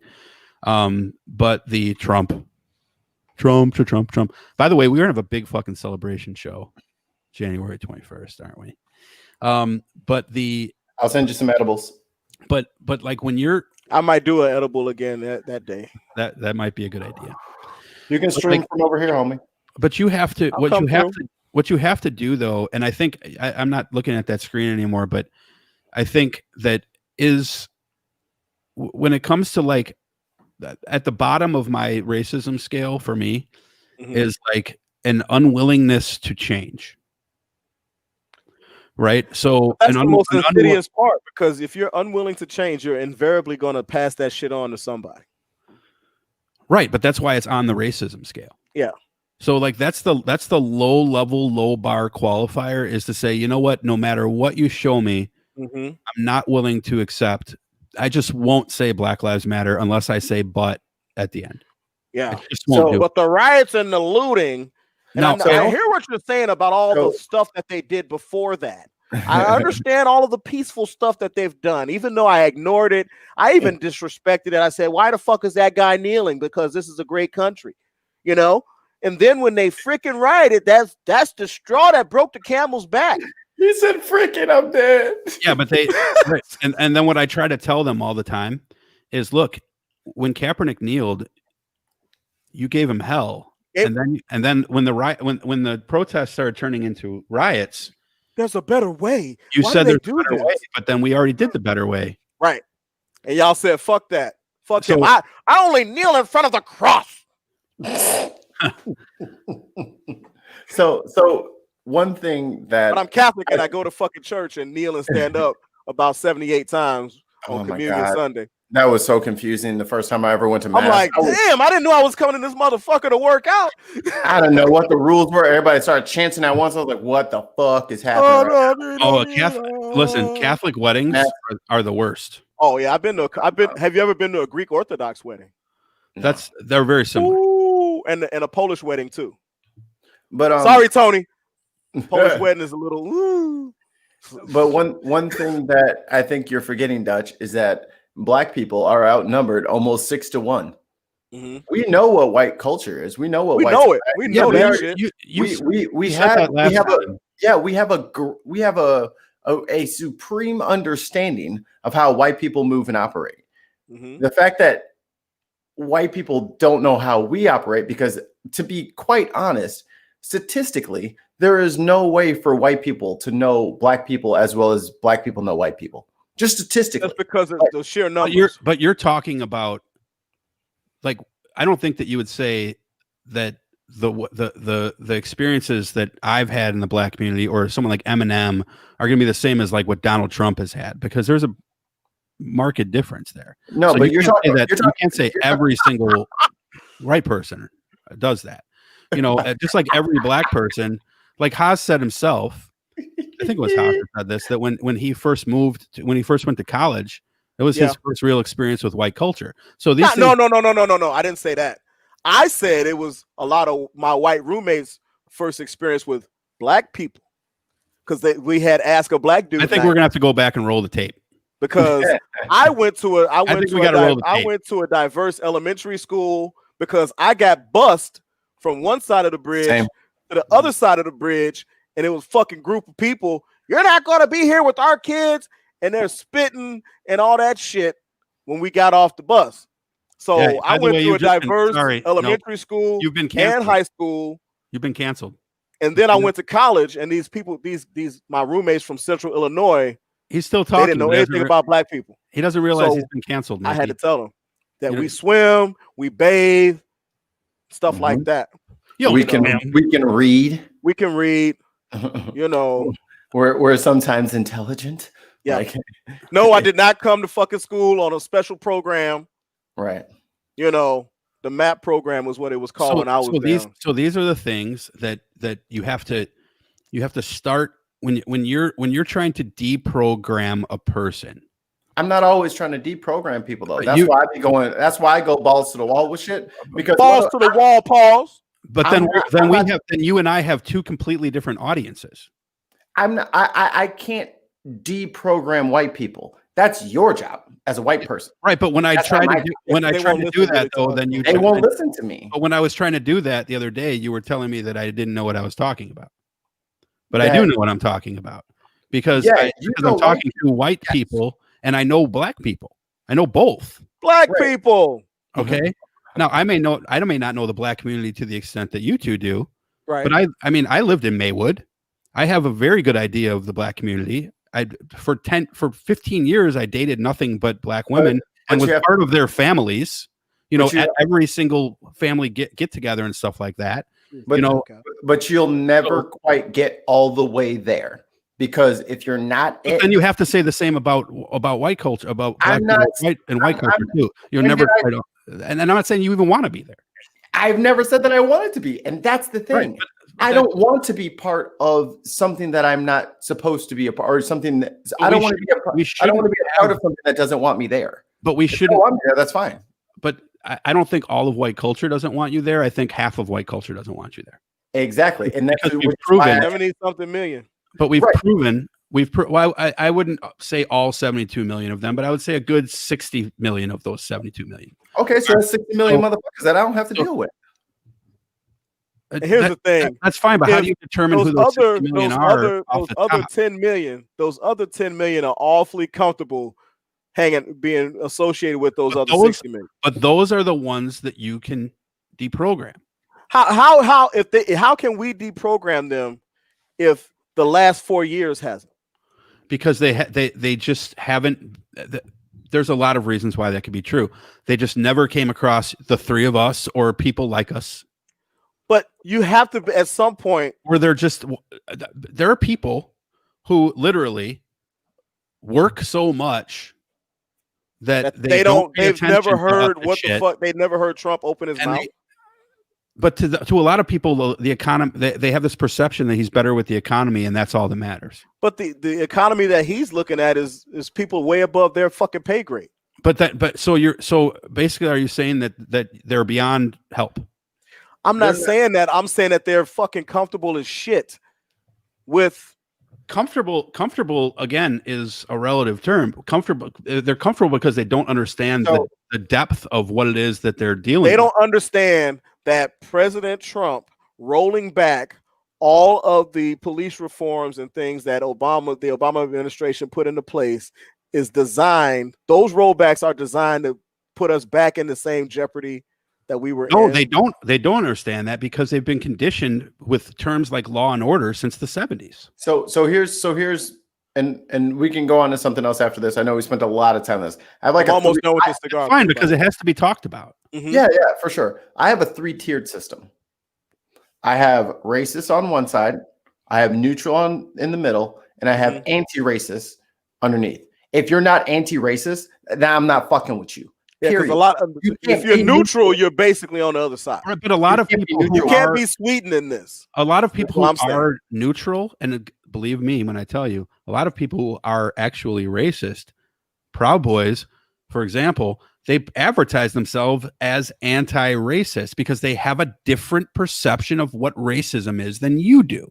So until you change their perception of what racism is with things like that pyramid that you showed me. Good thing the Webster's Dictionary changed it too.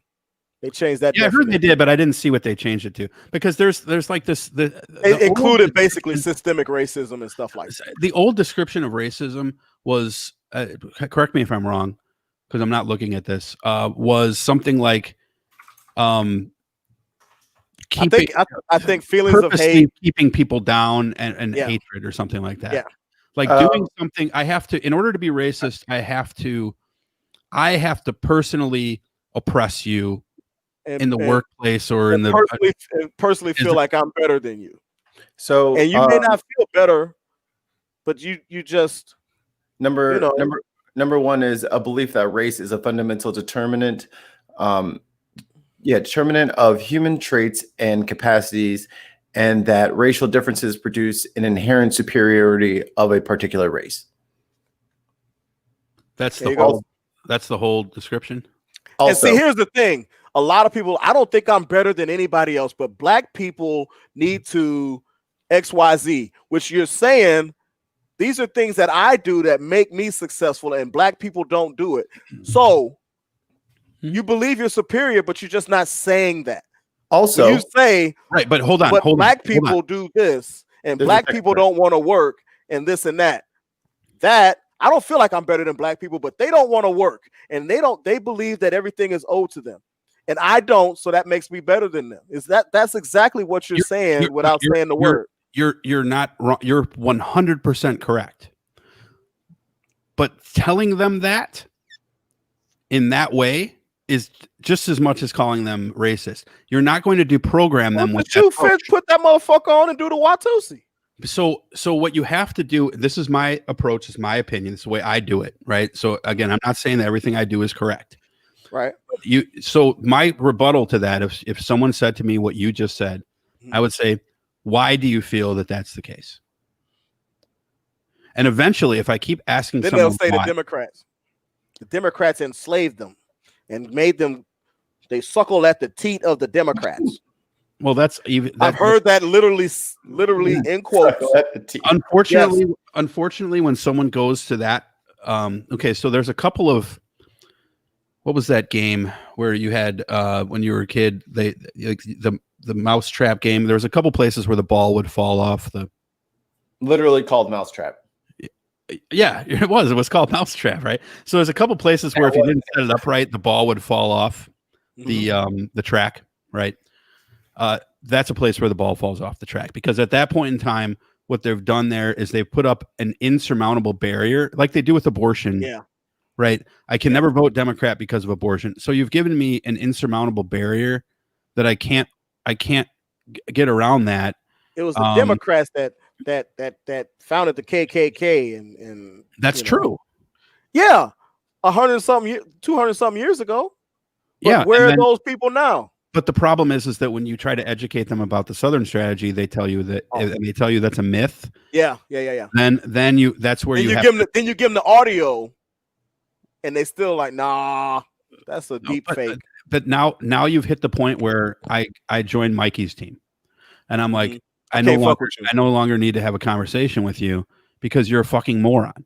Which is why I'm saying there is racist, but you got to get there. Racist, neutral, and anti-racist. If you're not anti-racist and you're not actively trying to snuff out racism, then we have no business interacting. A non-racist doesn't help anything. Yeah, I love the I'm nice to everybody people. That doesn't change the policies being put in place that what about target black people or target minorities. What about what you said though with the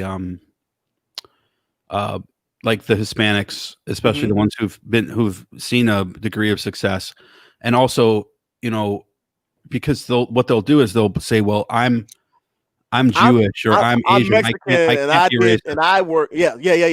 I had that said to me this week. And obviously, you're calling me a Mexican racist? How rich is that? Yeah, dude. The last 17 comments you just made prove it. That's a place. That's a place where, as a white guy, I don't run into trouble with the philosophy because I can easily overcome it. But a lot of people. Like I had one girl, a friend of mine, Amy, a good friend of mine from high school, who's got a lot of issues with race, and she's got a lot of the same friends that I do. You know what I mean? So she thinks of herself like, when she sees like Tommy and Smoke and all these guys, she'll hug them and she'll and all this type of stuff, and like she's super close to them. She'll kiss them and all that. So she's like, well, that's not racist. And I'm like, but then she propagates a lot of stuff like Blue Lives Matter, and it's very difficult to have that conversation because she's Hispanic.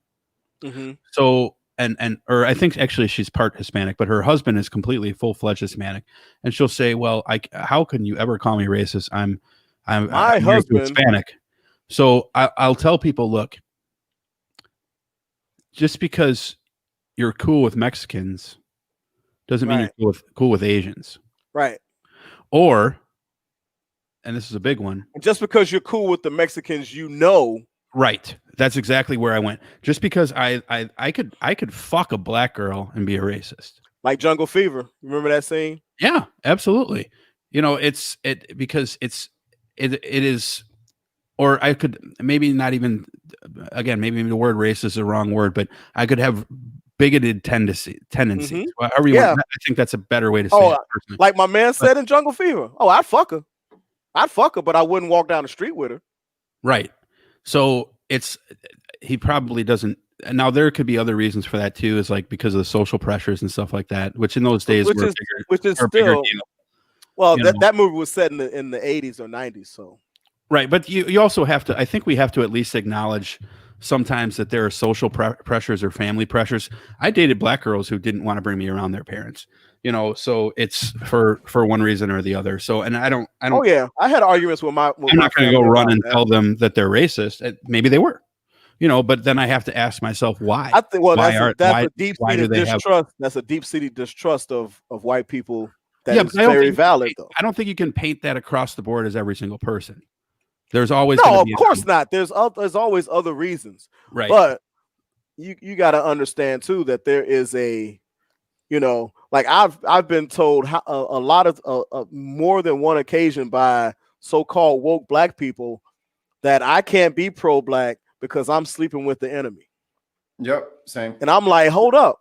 There's black people married to black people that do more to destroy black communities than where my tea black at? People married to white people.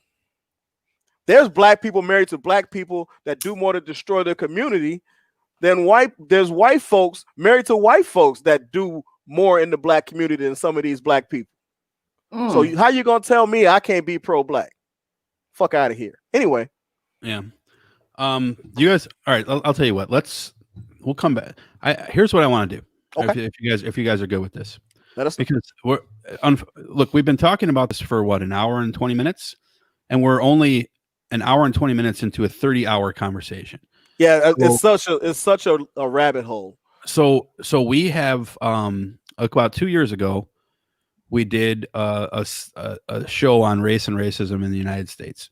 Back when TJ was here, and what I think that I'd like to do is maybe, I don't know when we'll do it, maybe after the inauguration or something like that, because there's a lot of other. Can we revisit that again and do like 3 full shows on this with different guests? That would be great. Okay, so let's do that. Mikey, you're not invited. No, I'm just kidding. I'm gonna cancel all your accounts in the morning. Don't worry about it. Let me show you something funny real quick before we close out. We'll talk about one other quick thing here, but I want to share my screen. You're not gonna do the humidor? Oh, I forgot about the humidor. Yeah, but let me show you this real quick while I have this up. I totally forgot about it. Same. My bad. See how they do. I only say that because I'm really smoking a great cigar today. I thought you were okay. So I had this page up before. Now watch what I type in here. I don't know if you guys can see what I'm typing in at the top. Can you see this? No. No. All right, I just typed in loser, LOSER. .com. Yes. Do it.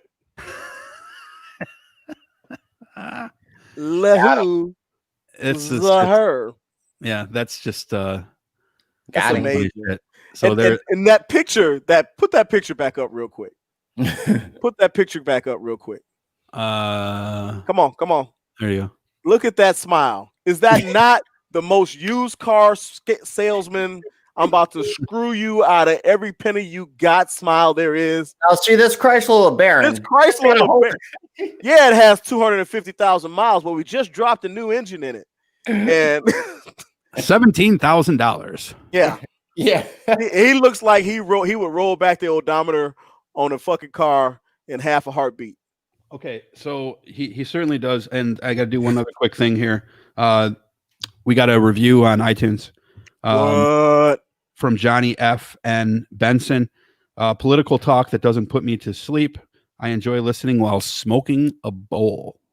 Hey, all right. Hey, and then we didn't get to it, and we're not going to get to it today, unfortunately. Well, maybe we can. But Chaz had a comment for us as well. Chaz Michael Michelson been on the show a few times. He had said, "What are your thoughts about Oregon decriminalizing narcotics?" I have the article right here.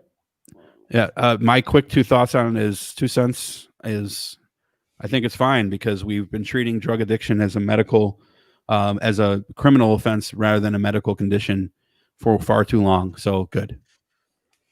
Here we are. That doesn't mean we should not prosecute drug dealers, but we should prosecute but people who are users, definitely not.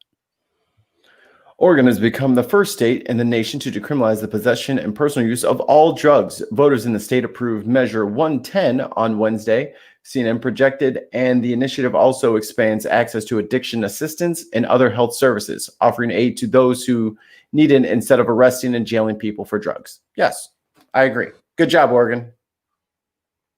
You did it. I like how they put personal use. Yeah. You know. All right, so 55.8% of the vote. Before I played that clip, I'm going to integrate this into the Haas's human. I want to, Mikey, maybe we can put "You've never seen a more wretched hive of scum and villainy" instead of "I'm not on drugs" into the humidor. I think it would be perfect. Get that done. Go ahead and play the music. Just ordering you around. Yeah. See how I do? Welcome to the humidor with Big Haas. Find out what Haas is puffin' and drinkin' today. If you try his suggestion and you die, that is natural selection, and the VFU podcast is not responsible for you being weak effing sauce. Now, the one, the only, Big Haas. I'm not on drugs. Big Hussein. Can we please change? What are you smoking? What are you doing? Please change that picture? You look. I liked it. Put that picture back up, will you? I look like DJ from fucking Hustle and Flow in that motherfucker. But you look so. All I need is a perm. You look thin and light skinned. It did. Well, just send me the picture that you want then. Just send me the picture you want, and I'll put that one in there. All right, I will definitely do that for you. And I'll redo it again. You fucker. A lot of work. I'm sure it's a lot of work to replace the picture there. Mm-hmm. All right, you got 45 seconds. Go. All right, I am smoking the Olla de Nicaragua Black Nocturno. Nicaragua. Corona. Yes. Now, this cigar is really good. As you can see, it's a black label, white writing. Beautiful, like a midnight blue kind of accent there, if you can see it.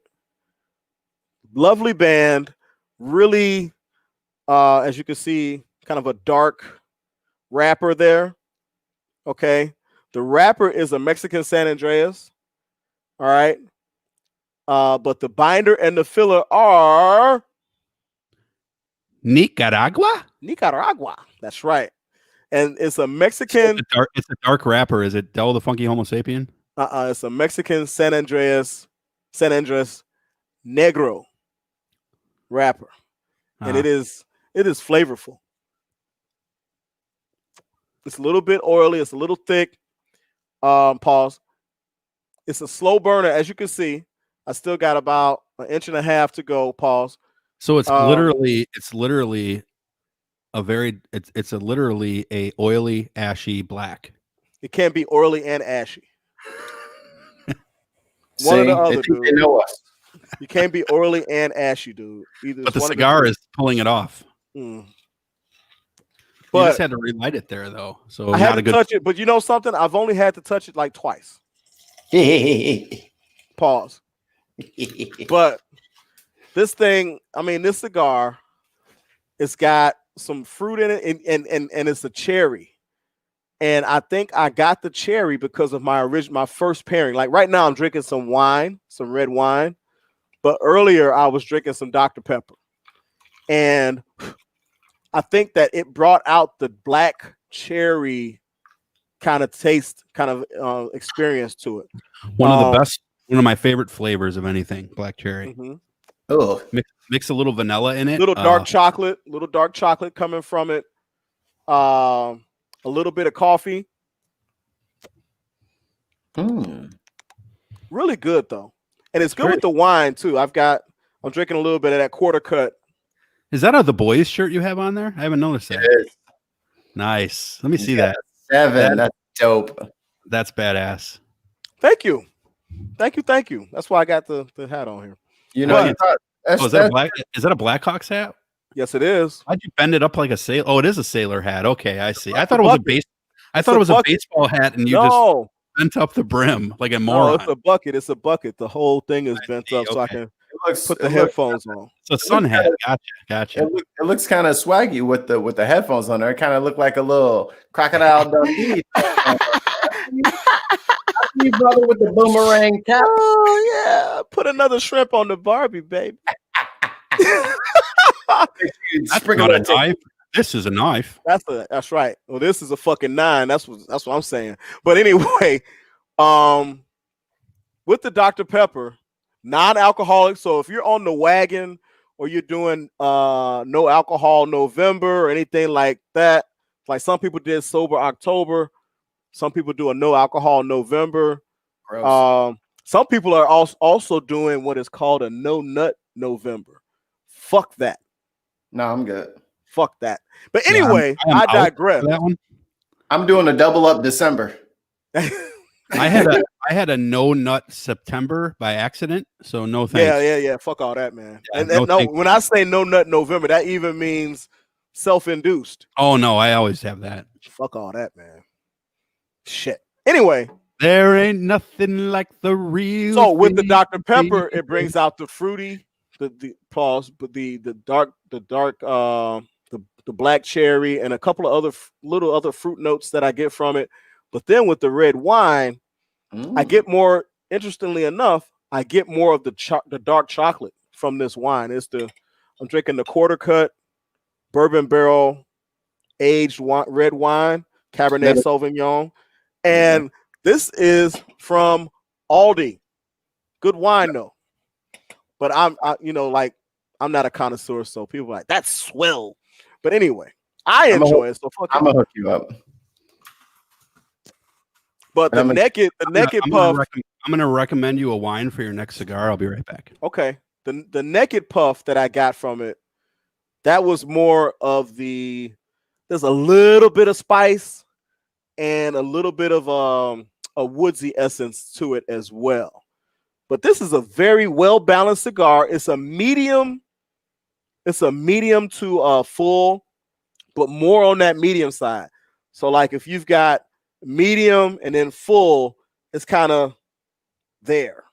It's a little bit of full, but it's mostly medium, which is good. I don't like mild too much, but medium I can deal with if it's a quality cigar. I was smoking the Nocturno, which is a Corona. So it's like 6.2 by 46 or 48 ring gauge. The ring gauge is basically the circumference. Okay. Mm-hmm. And then the 6.2 is the length. All right. Really good cigar. What I like and this is my personal preference. I like a cigar that's kind of the wrapper that's kind of veiny and a little rough. Pause. I like a cigar that looks like that because then it looks more like original cigar smokers would smoke. It seems like a purist type of cigar. As you can see, like if you look there, you can see the little veins there. And if you look even closer, there's like little dots on it from the tobacco leaf. You see that? I can't get the sexual innuendo. There's so many. Yeah. Pause. Look at the little veins on the shaft here. I mean, it's just amazing. It's got a couple of speckles that are irregular Little speckles, shape, but little discoloration there. It's not all the same color. Reminds me of Joey Bonaducci. And for most of the cigar, the burn line was pretty uniform all the way around. Towards the end here, it got a little wavy, but that's because it was sitting in the ashtray as we were talking, and sometimes that causes a diagonal type of burn line. So I had to touch that to fix it. But it's a slow burner, which is beautiful because this is a cigar you can smoke like all day, and your wife won't get up your ass because you're smoking 2 or 3 cigars because you smoke the same one most of the day. You know, so like if I had this like in the morning, I can have it with my coffee.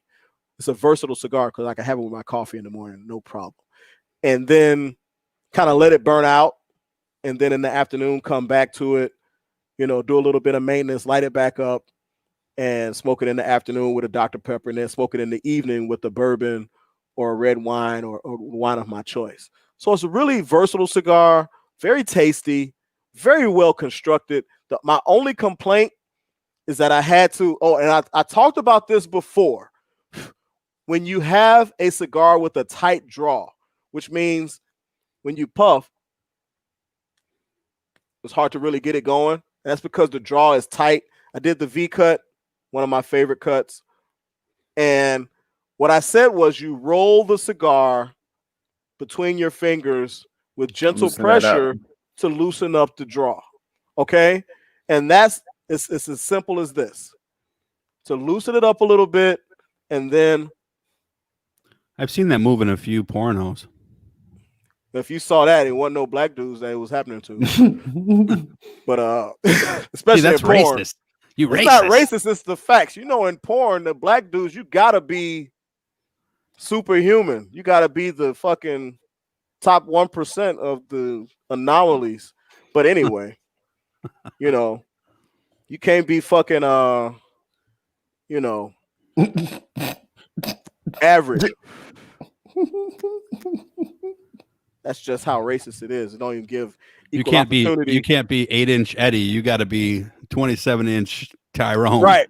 You got to be. You know how they do in porn. Destroy her. Yeah, right. Any old white dude can get into porn. Try to get in porn with 9 inches. They like,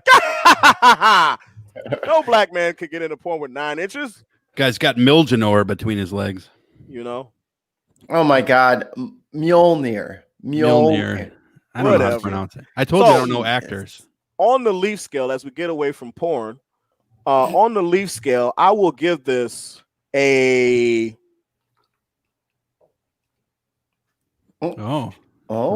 Drama. I'm in suspense. Yeah. And the answer next week on. Tune in next week on Raw to find out who won. Tune in, true believers. What you got to do is you got to send in a self-addressed stamped envelope with $1.50 in it to. And then we'll send you the score. No, 4.6. It'll be on the Patreon. This is a really good cigar. I would definitely buy a box of these and not tell my wife that I bought a box. Let me give you guys a quick. Do you have more of those? This is the only one I have. Okay, so here's what I have. Only one I have. I want to put. Can I have the camera real quick? No. So I want to show you. I want to show you something. Oh shit! This is my wife's. Keep your shirt on. She's a one. Look at that taco meat. Yeah. Hey, I've been back working out. I just look pasty right now because it's winter. I'm just saying that taco meat. I'm just not almost blew out my monitor with the brightness scale. Jesus. Yes, I am super pasty right now. You look like Iron Man. So my wife is a super wino, right? She's a wine connoisseur, as you might say. You called her a wife a wino. Oh my God! She just likes wine. Okay. No, she loves the shit, right? You ever play that game, Slap the Wino? This wine here is what I want you. I want you to pick. This is not cheap. This is a $27 bottle I got of 4 wine. kids, right? Yeah, I know. So do I. But I still buy one of these. 27. Yeah. Okay, that's within the realm of possibility. I buy one of these for. They sell it. Bourbon. They sell it at Walmart and at Target. Okay. Mhm. Hold it down so we can see it. I'm going to. This Yeah. is her favorite. This is probably one of her favorite wines. Let me see if I can get the light. Cooper's what? Cooper's Mill. Let me see if I can. No, it's not. All right, there we go. The bright, the white, the Cooper and Thief. Cooper and Thief. Now this is a red wine blend. Mhm. It is aged 3 months in whiskey and in bourbon whiskey barrels, Okay. and it is 16 points. Looks like it says 16.7% alcohol by volume. Your wife getting fucked up. So I buy this for her Mhm. generally on Wednesday night because Wednesday night the kids sleep in their own room, so it'd be freaky time. Oh, too much info. Now I Thanks bought so this much. I bought this last night, but she had to work at 5 o'clock in the morning this morning, so she didn't drink it tonight. So I was very disappointed to see that when I got home today, that it is empty, and she leaves. Oh, pause. She leaves nothing in the bottle. I'll clip that for the new intro video. Yeah, That I'm no, making. please do. She leaves nothing in the bottle. So nothing in the bottle. So suffice to say, I was very disappointed when I realized that she had drank this whole bottle, gave the bedroom eyes to me, and I have to podcast with you two fucking clowns. So I lost my opportunity. Better for give the her night. that Bernie Mac. But the 50 The fucking 50 number, pump. fucking number, 50 pumps. Count if you ain't got nothing to do. Urban busting that so I can go to sleep. Yeah, but I think God, this love would you, go. Bernie. Yeah, I think this would go real well with one of your smokes. So write that down. The Cooper and Thief. Again, it's like $26 at Walmart or the Walmart grocery stores. They probably sell it at other places too. It's always on the top shelf. Pennies too. And you can find it easily because it's in. If you notice, this is a short bottle. Mm-hmm. It's not a. It's the same size volume wise, but it's just more stout. So so I recommend you give it a shot because I think but you'd want to do it though when you're smoking something like what you're smoking now, where it's a good cigar. I wouldn't want you to smoke it with a backwoods. But I only smoke backwoods in case of emergencies. Well, but you love bourbon, so I think, and you like red wine, so I think that this one is bourbon barrel aged as well. Yeah, I'll but try it it's from Aldi's. definitely. It's from Aldi's though, so it's from Aldi. It's good. It's good, man. Aldi's does has a couple of good things. I've heard my friends tell me that their frozen pizzas are really good. Yes, 100%. I haven't been into Aldi's in years, but I've heard some good things. I used to go there and buy milk and eggs and like 2-3 other things. All right, so we're at 2:09. Mike, you got anything else for us? Or you want to take us home? It's up to you. You got it. I had 5 other what's it called? Pick your top one.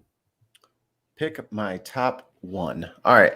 Well, here I will give you the menu, and you gentlemen can decide what you would like to select from said menu. Or maybe I'll just run these down, and then if you guys want, I can just post the link in the chat if you guys want to go back to these later.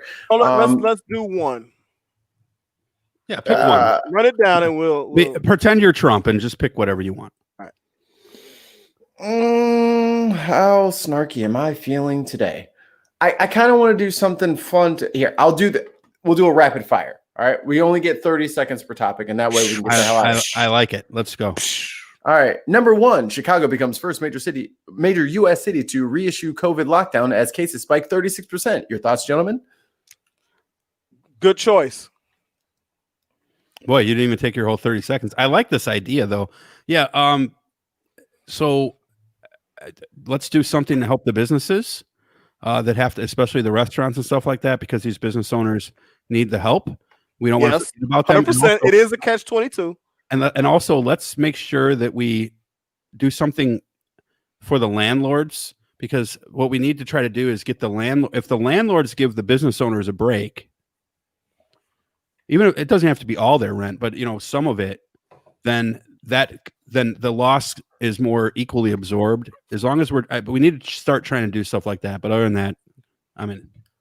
Okay, next issue. California hits 1 million coronavirus cases, and LA County urges travel quarantine. Dutch, I blame you personally. Yeah, I'm actually not 100% convinced that I didn't have COVID a couple weeks ago, but I didn't go anywhere. So the wife and I were both a little bit sick. So we might have had it a couple weeks ago, and I'm not in the figure. And I think, honestly, a lot of people are like me. More people than you might think. But I can speak for Central California. These motherfuckers ain't wearing no masks. So, yep, that's what happens. Hey, you got too many people, number one, not adhering at all to the mitigation strategies. And then, unfortunately, and I haven't, full disclosure, I've been a victim of this as well. They're saying that a lot of the COVID cases that are coming out are turning out to be from small groups. And some people, myself included, I've done it a couple times where I let my guard down in a small group. And I'm just like, oh, it's just me and some people I know. It's a total of 5 of us. So, you know what I mean? And I had to get tested, and my test came back inconclusive. So I was shitting the brick while I waited for the second test to come back, and it came back negative. But, I wasn't feeling that great. My daughter was sick the week before. She got tested. She was negative, and I was actually exhibiting the same symptoms that she had. She was a little tired, blah, blah, blah. The first time that I've been out of my house into anywhere that wasn't my job was going to the debate night with you guys. Mm-hmm. That was the first time that I've gone out anywhere and hung out with anybody. I stay my ass at home. Like our TT mayor of Chicago has told us. All right, number 3, I think. This is from abcnews.go.com. Out of office, President Trump could face new legal vulnerabilities. And this story is referencing his troubles that he might be finding when he has to deal with the Southern District of New York, which is a state crime which cannot be pardoned by any subsequent presidents. So your thoughts? That is one of the reasons he's engaged in this fight. Because his fighting for my life. His only God damn! Y'all killing me. But one of the reasons why he's engaged in this fight is not that he wants to be president. He only wants to be president because it's providing him cover from shackles on my feet so I can dance. Take your ass to jail. You going to jail. GP, are you with me? Oh yeah. He going to jail. He ain't going nowhere. GP, are you with me? So spoiler alert. My guess is he's already talked. He's floated the idea that he can pardon himself. But you can't pardon yourself from state crimes, dude. Hold on. I listened to some interesting perspectives today. Oh shit! It's gonna be more than 30 seconds. Give it up. So my guess is this: once he concedes, around early January, he's going to resign and let Pence pardon him.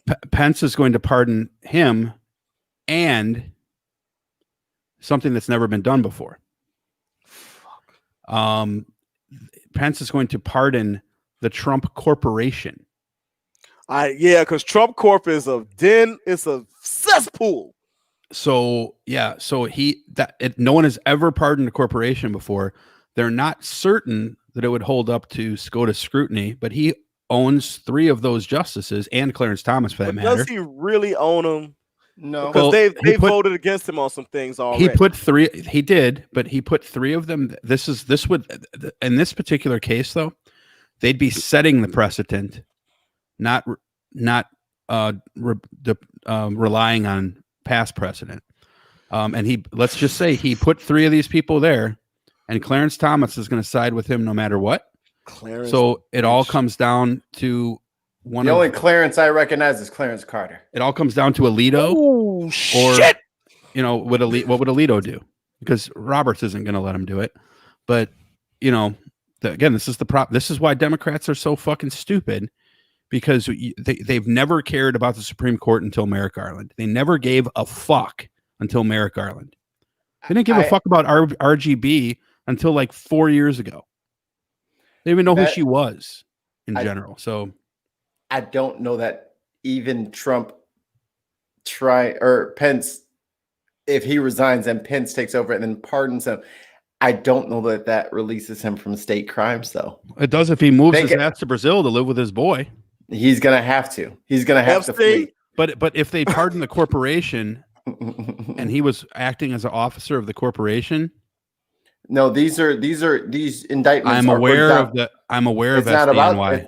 It's not about Trump. It's not about the Trump core. It's about those indictments are not for Trump LLC. It is for Donald J. Trump. Those are who those indictments are for. John. But he could. They floated this for a reason. You have to listen to TYT because this is where they talked about that earlier today. I like them. And I was I Googled it and I listened to another perspective on it. Actually, it might not have been TYT. But it might have been. I'll try to find the article and then I Googled it and I listened to another perspective because I was driving all day today. But yeah, it's. By the way, I went to court today. What'd you go to court for, Dutch? Just a speeding ticket.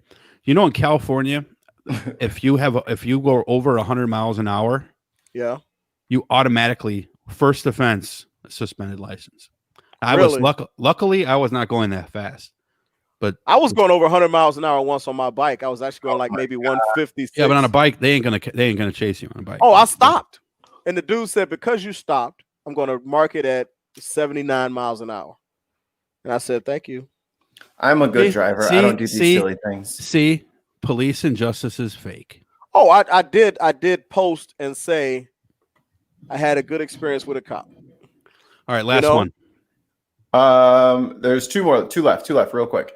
Walmart site goes down again as PS5 orders go up. No comment.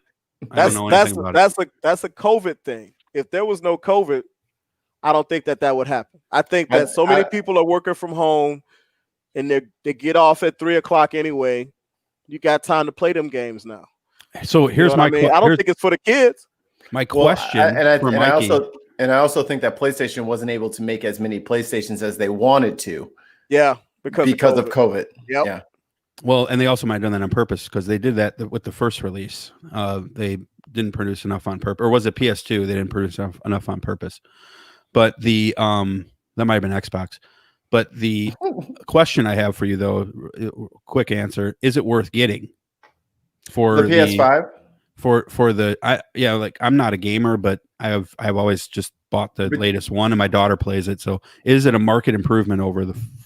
So the thing with the PS5 and the Xbox Series X is those are a much needed improvement to already very good platforms, because when you have a machine that can actually run your game at 4K, it's different than there being something added to the console itself to play on a 4K TV and not look bad, which is what we've been dealing with before, because there wasn't 4K TVs were not a thing for everybody when the PS4 and the Xbox One came out. It just, everybody didn't have them. They were like fucking $5,000 for like a fucking 40-inch. So nobody had them.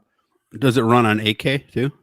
I believe it does. Like their computing power has been now? Yeah. Oh yeah. Mm-hmm. Jesus Christ. They've upgraded. So now the games will run native 4K for just about everything. And that was the one upgrade that they did to the Xbox. It's like what's there's the Xbox what's the storage and capacity?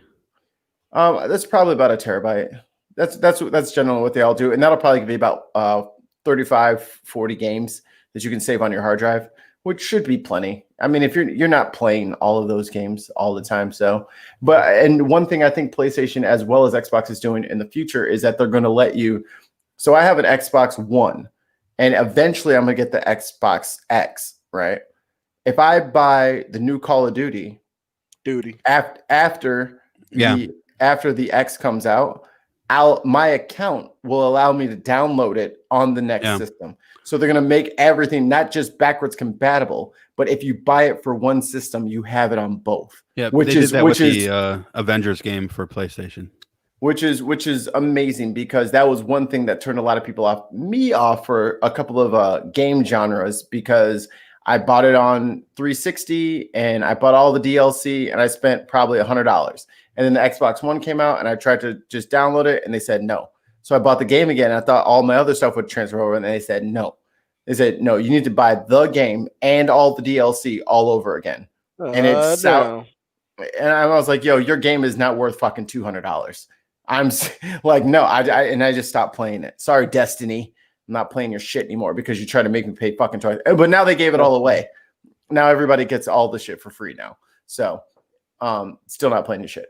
But now that problem should be solved going forward for all games, where if you buy it on the PS4 or you buy it on the Xbox One, you'll be able to play your game on the new system with all your DLC, and you don't have to buy it twice, which is the same cartridge, or you have to download it. I don't know if that would cross. Oh, well, I mean, if you take the disc out and put it in the other one, it'll still play. It's at least that far backwards compatible. But if you, I don't buy discs anymore. I have fucking hard drive, so there's no need for me to fucking have discs sitting around. Right. Last topic. I'm gonna play a video here. Oh shit. I'm gonna keep the sound off because it's somebody else's YouTube page. But Dutch, I know you've been trying to like pick up some hours and you've been doing this paparazzi thing, but I need you to explain. Like I can pretty much tell you what Homeboy is saying. Can you tell me who that is? It's Mike Tyson. That is Mike Tyson. Walking with him, lady. He's just she's all right. He's Mike Tyson. Come on now. I'm telling you. And he's just walking into so guy's like, hey Mike, did you get all your Christmas shopping done? How you doing, champ? What's going on? Ba-da-ba-da. And he's just saying all these things. Mike is stone cold silent. He doesn't say an absolute word to. Oh my! Look at that. The dude is stuttering at this point. He's the dude. All right. He peed a little bit in his pants when he got that look. That's all it took. I got a little bit worried. I'll run it back. Hold on, let me go here. Yeah, run it back and freeze frame that bad boy. Freeze frame on my girl. Right there. Right there. No, not yet. Not yet. Right there. There it is. Eat your kids. I will eat your children's. Yo, look at that lady. Look at the lady behind him, like, yeah, she's like, oh shit, he about to get fucked up. Mike is just out. Mike. You know what that girl was doing right there? She's sizing up the other girl, like, no, she might be sexier than me, so I can't try. See, look, Mike has got his pea coat on. He's not bothering nobody. He looked him dead in his face and like dead in the eye. No, she didn't know who that was because she was behind him. It's hard to tell from the back. They just look like some old pasta walking around. Yo, this is how you know Mike's a real one. Mike didn't turn around. Mm-mm. He didn't turn back to see if homie was still following him. He knew that the look stopped him. He's like, oh, I got him. The look said he bitch made it him ass. He said in an old school Mississippi way, he said with his eyes, he said, don't you move another further.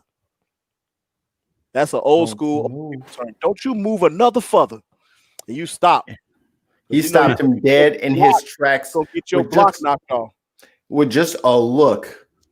This dude was asking all the annoying questions. Hey, Mike, how you doing about it? He had that annoying voice. Nice Can he go do that to Donald Trump? He likes Trump. He does. He's because here's the thing about Mike, and I am a 100% unabashed Mike Tyson stan. I've been a lifelong follower of him since he became the youngest heavyweight champion of the world at the age of 20 years and like 2 months or something like that. A few days. Like he had just turned 20. So I've been a follower of his career for the longest. It is a tragic and sad tale about him. Yes. And Trump, even though he was using Mike, was always good to Mike, and Mike doesn't know how to square that in this current political sphere because he's like, this person was good to me. I don't know what to tell you. And that's been Howard, like, if you guys haven't checked that, Howard Stern has the same problem. Fuck Howard Stern. Mike Tyson's better. Mike Tyson wins in a fight. I'm not even a Stern. I've never listened to Stern at all. I was a Man-Cow guy, I love Man-Cow Mueller. Yeah, and he was Shout out to Man-Cow Mueller, dude. He's a huge Trump guy too.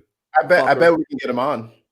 We might be able to because he's really digging down in the depths these days. I bet he would stoop so low to talk to 3 Chicago boys who now have a podcast.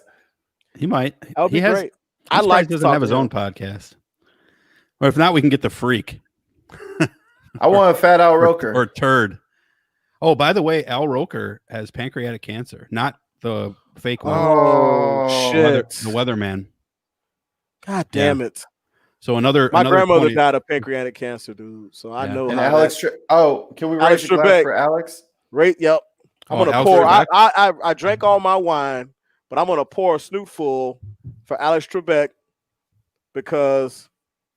Who's gonna tell me about my medical benefits now when I get old? Hey, all I know is this: put some respect watching his show.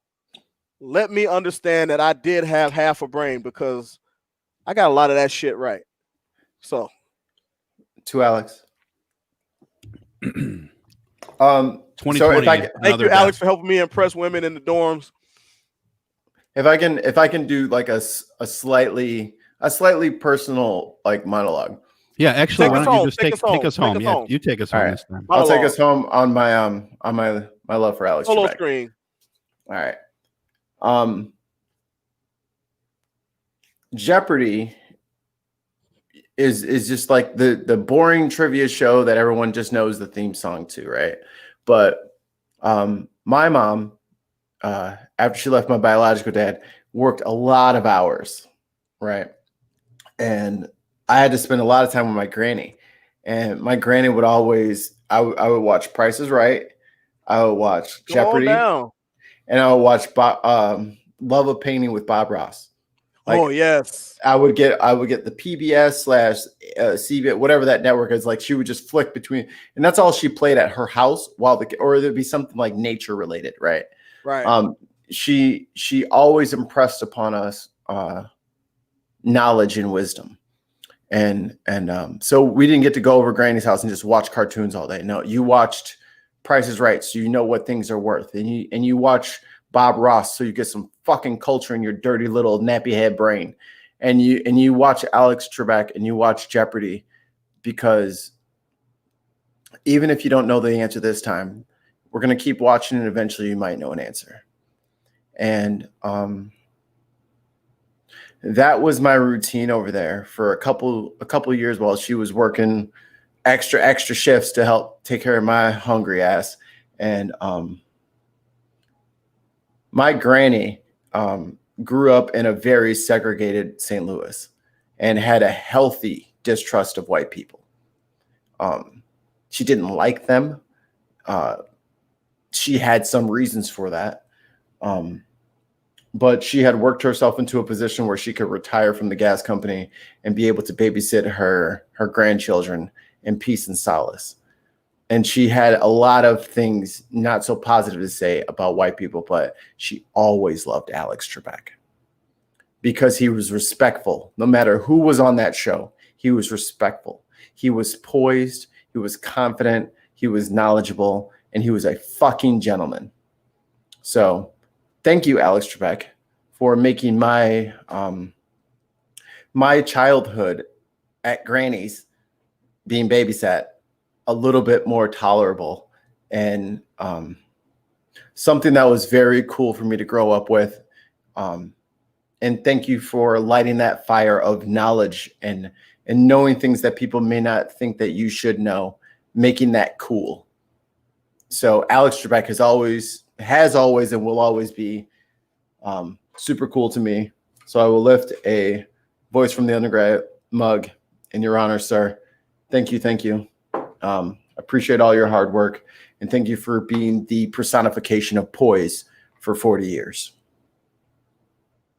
Sorry, the answer was actually, what is the man with the biggest dick in the world? Alex Trebek. So before we sign off here real quick, I just want to give a quick shout out to one of our listeners, Bill Lemond. I've neglected. Look, Bill has sent us, I'm sure you guys have seen these, and if you're looking at the email, some long ass fucking emails. I mean, he writes us like really, really long emails. They're like 12 paragraphs. I can't read those on the air. But let me just tell you real quick how much I appreciate your feedback on like almost every show that we do. So send me an email with your info, and we're going to send you some gear. We'll send you a shirt and some stuff. So I want to say thank you to him. He can come on. Yeah, I think he said that he doesn't want to, but he definitely can if he wants to come on. He's in Wit Pro. He is a Patreon supporter. He's at the $2 level. I'm calling him out. I'm calling him out. Yeah, Thank you, Bill. Be at the $0 level. His interaction is worth 1,000 times what the $2 does for us. So, he also mentioned, by the way, that he has some financial issues. So cancel your fucking Patreon. Seriously, cancel it. Yeah. The $2 means more. It's not important to us. What's important to us is that you listen to the show. So, and I'm not sure if you go by William or Bill. I think I've seen both, but thank you. I will bring him on as my esteemed guest. For sure. Yeah.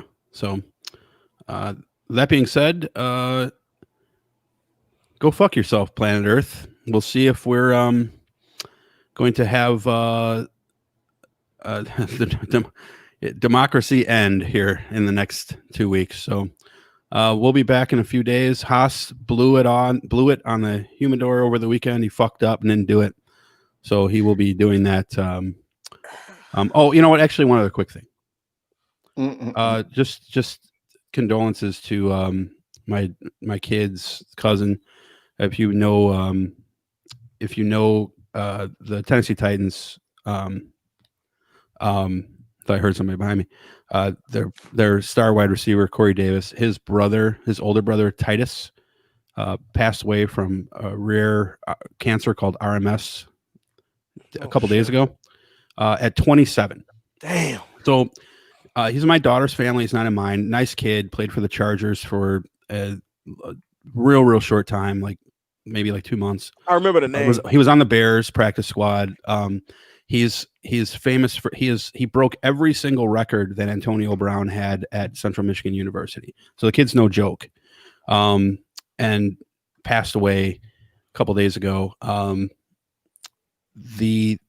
Why do I bring that up? Why do I bring up my ex-wife's, my relative, my kid's cousin? Because you're a good guy. Well, that's part of it. For the most part. But he had to go to Houston. Now he's got a brother in the NFL, thank God. But this guy had to go from Chicago to Houston to see a specialist who possibly would be able to save his life at $27,000 a visit. Mm-hmm. Let me say that again. $27,000 a visit. But you advocate for that dude being able to pay his employees whatever he wants to. That's okay. We'll get back to it. Well, that has nothing to do with minimum Let's wage. not get into that right now. Let's talk about someone who's charging $27,000 for a surgery is highly unlikely to. Isn't even a surgery. You just said a visit. Just to start the visit. This is a reason why healthcare should be a human right, because now I'm not even saying this guy could have, he obviously went to see this guy and the guy didn't save him, but now you have not only the loss, and by the way, from what I've understood, because a couple of friends of ours were like, why didn't the older brother just pay for all of it? Well, apparently NFL players have their money locked up in some certain ways where they don't have as much access to it as. Yeah, you don't have as much access as you would think. No. Yeah, as you would think. It doesn't mean he has zero, but so he did put up, I think, enough for a visit or two. I don't know the details, and I don't care, because the point is not that. The point is, yeah, because guess what? Corey shouldn't have to pay for that. That should be a right. You should sick be people, able. Sick people but now he's dead. Now imagine if he didn't have, he's not the only person who's had this. This is very rare. Right. But so let's say he didn't have a famous brother. Mm-hmm. Not even famous, just a brother with means. Exactly. You don't have that. And it's like he didn't have medical insurance because he couldn't work because he was sick, pre-existing condition. Mm-hmm. And the NFL, you know, because he was only a practice squad player. Yeah, you gotta be in the NFL. They only do so much, Three right? years before you invested and get health insurance for life. Right. And I mean, this kid was lucky. He had people he knew that had money that in a way he was lucky. But there are people who are every bit as human. Do they just need don't have those resources? But also, yeah. Actually, Haas, I'm gonna let you jump in and just finish out the show on this. But not only do they have to deal, people who deal with stuff like this, the life. But on top of the life, you have to mortgage your house. So you have no money. You're going to massive debt, and you have to bury someone. Fuck you, Trump. And everybody else who believes that that's not something that should be for everyone. You know what I mean? The number one cause of bankruptcies and foreclosures is medical debt. People losing their livelihoods, losing their homes, losing all of their savings, if they are lucky enough to have savings. Yeah. Due to medical debt. That in itself, something beyond their control, because you can't control getting cancer. You know, Lance Armstrong, one of the healthiest people in this world, right? Testicular cancer. Testicular something else. You know? Super trainer of the world, Bob Harper. Heart attack, open heart surgery. Right? Arnold. He just Schwarzenegger. He just had an aortic dissection. Well, you know, bodybuilding is a whole different thing. That's really not that good for your body, actually. But and I had a guy, just real quick, what you're saying. I had a guy a few weeks ago tell me that because he stays in shape, that's his reason why he doesn't support universal health. He's like, well, you can stay in shape. No. It's not going to save you from that's not going to save defects. you. That's not going to save you. You could Chadwick Boseman was in peak condition. He was, yeah. And we're talking about people with the means to, like Alex Trebek. I'll tell you this. My grandmother had pancreatic cancer. Same stage as Alex Trebek. And she died within 2 months because she didn't have the resources that Alex Trebek had. Yeah. Okay.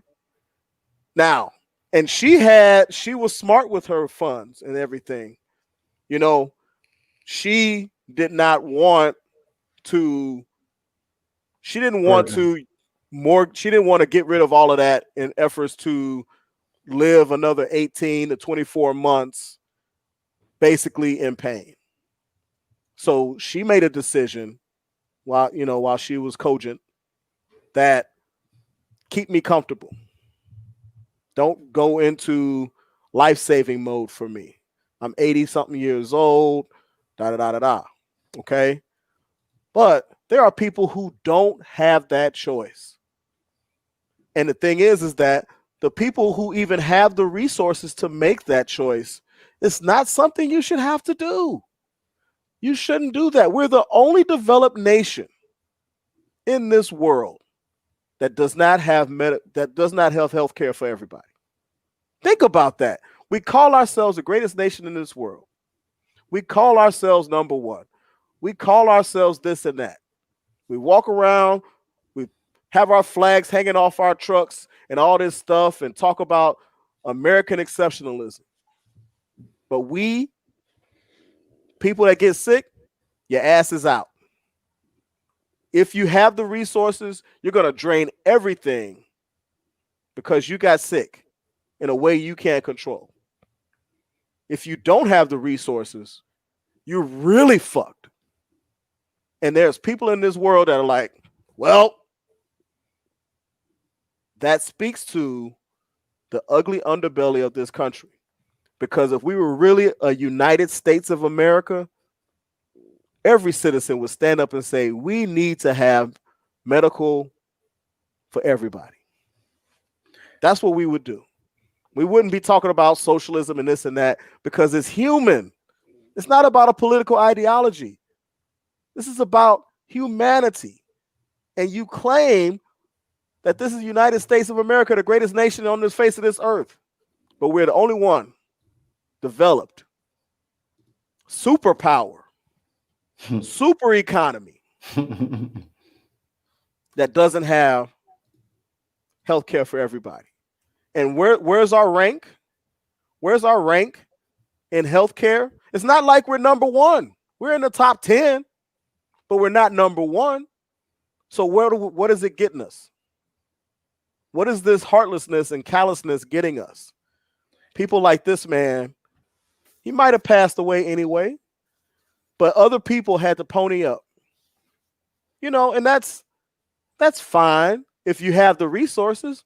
But there's so many people who don't. He was blessed enough to have some resources where he could go have a visit at almost 30 grand. Do you have 30 grand to go see a specialist? Yeah, this guy was a college star, so he had people go to the GoFundMe. Yeah. Right? And I'm not taking anything away from this. I'm Right. just saying, but like when he died, he's not a big star, obviously, No. but there was a big enough following at the records that he set at The boosters from Central Michigan and stuff like that. They remember this guy. Those are my kids with him. Those are my daughter, his cousin. That's his cousins. Yeah. But the my daughters are his cousins. I'm not related to this guy at all. But the you family too, because you was married to his cousin. Well, but I divorced. But anyway, the We're point still is family, dude. I'm divorced from my ex-wife. We still family. I don't like her, but she's still my family. Oh, I definitely don't like her. But the point is not that. The point is nothing to do with that. You know, this is just one example. Mhm. There's so many people who don't have, and he didn't even have insurance. But you know, so he could have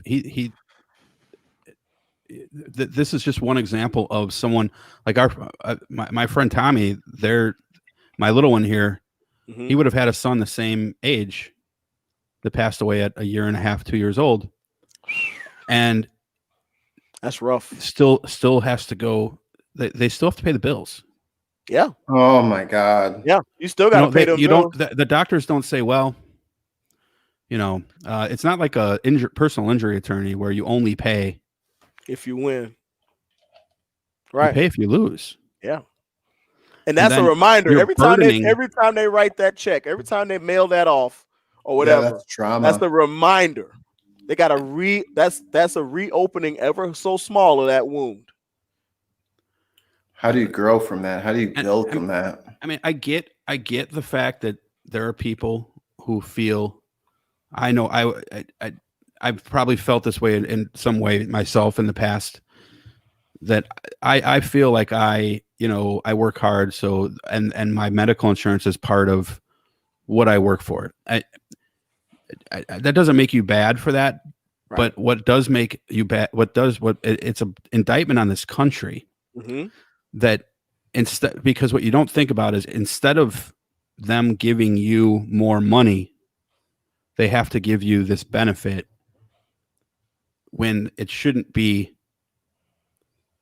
your company's responsibility. And this has choked so many small to mid-sized businesses because they can't afford to keep people to pay on full time, and they can't afford to do all of these other things for people because they have to pay for insurance. So Dutch, you say, Dutch, well, why don't you like the $15 minimum wage, but you want to help the bit? Because I think that if you take away the insurance, and I don't want to get into that rabbit hole, but I think if you unburden people with insurance, especially smaller and mid-sized businesses, you then develop the opportunity to have more pay come down. Oh, of course. You know, I tell people all the time, Toyota is in the United States for one reason and one reason only, because when they penetrated the market in the 70s, Japan had free healthcare. So they were able to sell their cars cheaper than Ford, Chevy, and Dodge. Mm-hmm. Because Ford, Chevy, and Dodge, even though at the time the United States didn't necessarily have the same healthcare system as we have now, the unions at the unions had done their job. They got health care for those people, but Ford, Chevy, and Chrysler had to foot that bill, allowing Toyota into the market. We literally have a Buy American program because of Toyota. Literally because of Toyota. They're the ones who started it. That movement. It was a kind of anti-Toyota movement. We wouldn't even have that movement if we had health care for people like him and people like my friend's son and every other person who has passed away, especially those who pass away young, but even for the elderly. And it's disturbing. It's an indictment on the United States of America. And for you to sit there and call it socialism that you're afraid of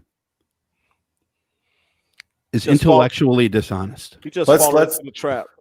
Let's do that next week. Let's talk about healthcare. Let's talk about socialized medicine. Let's talk about single payer. Let's do that next week. We'll have that next week. Did you know that Bobby Lopez, who we had on the show, by the way, he's the one that got cut off, that he is as a Republican, is super strong for, he's like a super big advocate for universal health care. Yeah, because he's intelligent. Yeah. Well, and so he has some leanings that are not so bright, but that not everybody's perfect. No one's perfect. So before we absolutely go, I would like to take 20 seconds out and say thank you, Blake. Thank you, Bill. Thank you, Herfcast. Thank you, Paul. And thank you, Jock and Nerd, for being Patreon subscribers and patrons of Voice from the Underground podcast. It's super nice that you guys do that. We appreciate you guys. And every dollar that you guys give us goes towards new microphones, new equipment, new all that stuff. We don't go out drinking on the weekends or nothing crazy like that. Every dollar that you give us helps promote independent media and independent thought. And thank you. It's very humbling. It's nice to see y'all are awesome. Tell all your friends to do the same thing. Tell them all to give $100 a month. Yeah, and subscribe on YouTube if you're listening on Facebook or somewhere else. YouTube.com/via Voice from the Underground podcast. And make sure you leave us a review as well. And go to Twitch. You got a lot of homework. I don't know why y'all are still listening to the show. You got a lot of shit to do. That's right. You got a lot of places to go. Yeah, this will be cut up. Responsibilities involved with listening to us. This one's clearly getting cut up into 2 audio podcasts. So, all right. Go fuck yourself, Donald Trump. Peace. 2 fingers after you fuck yourself. Use the 2 fingers. Yeah.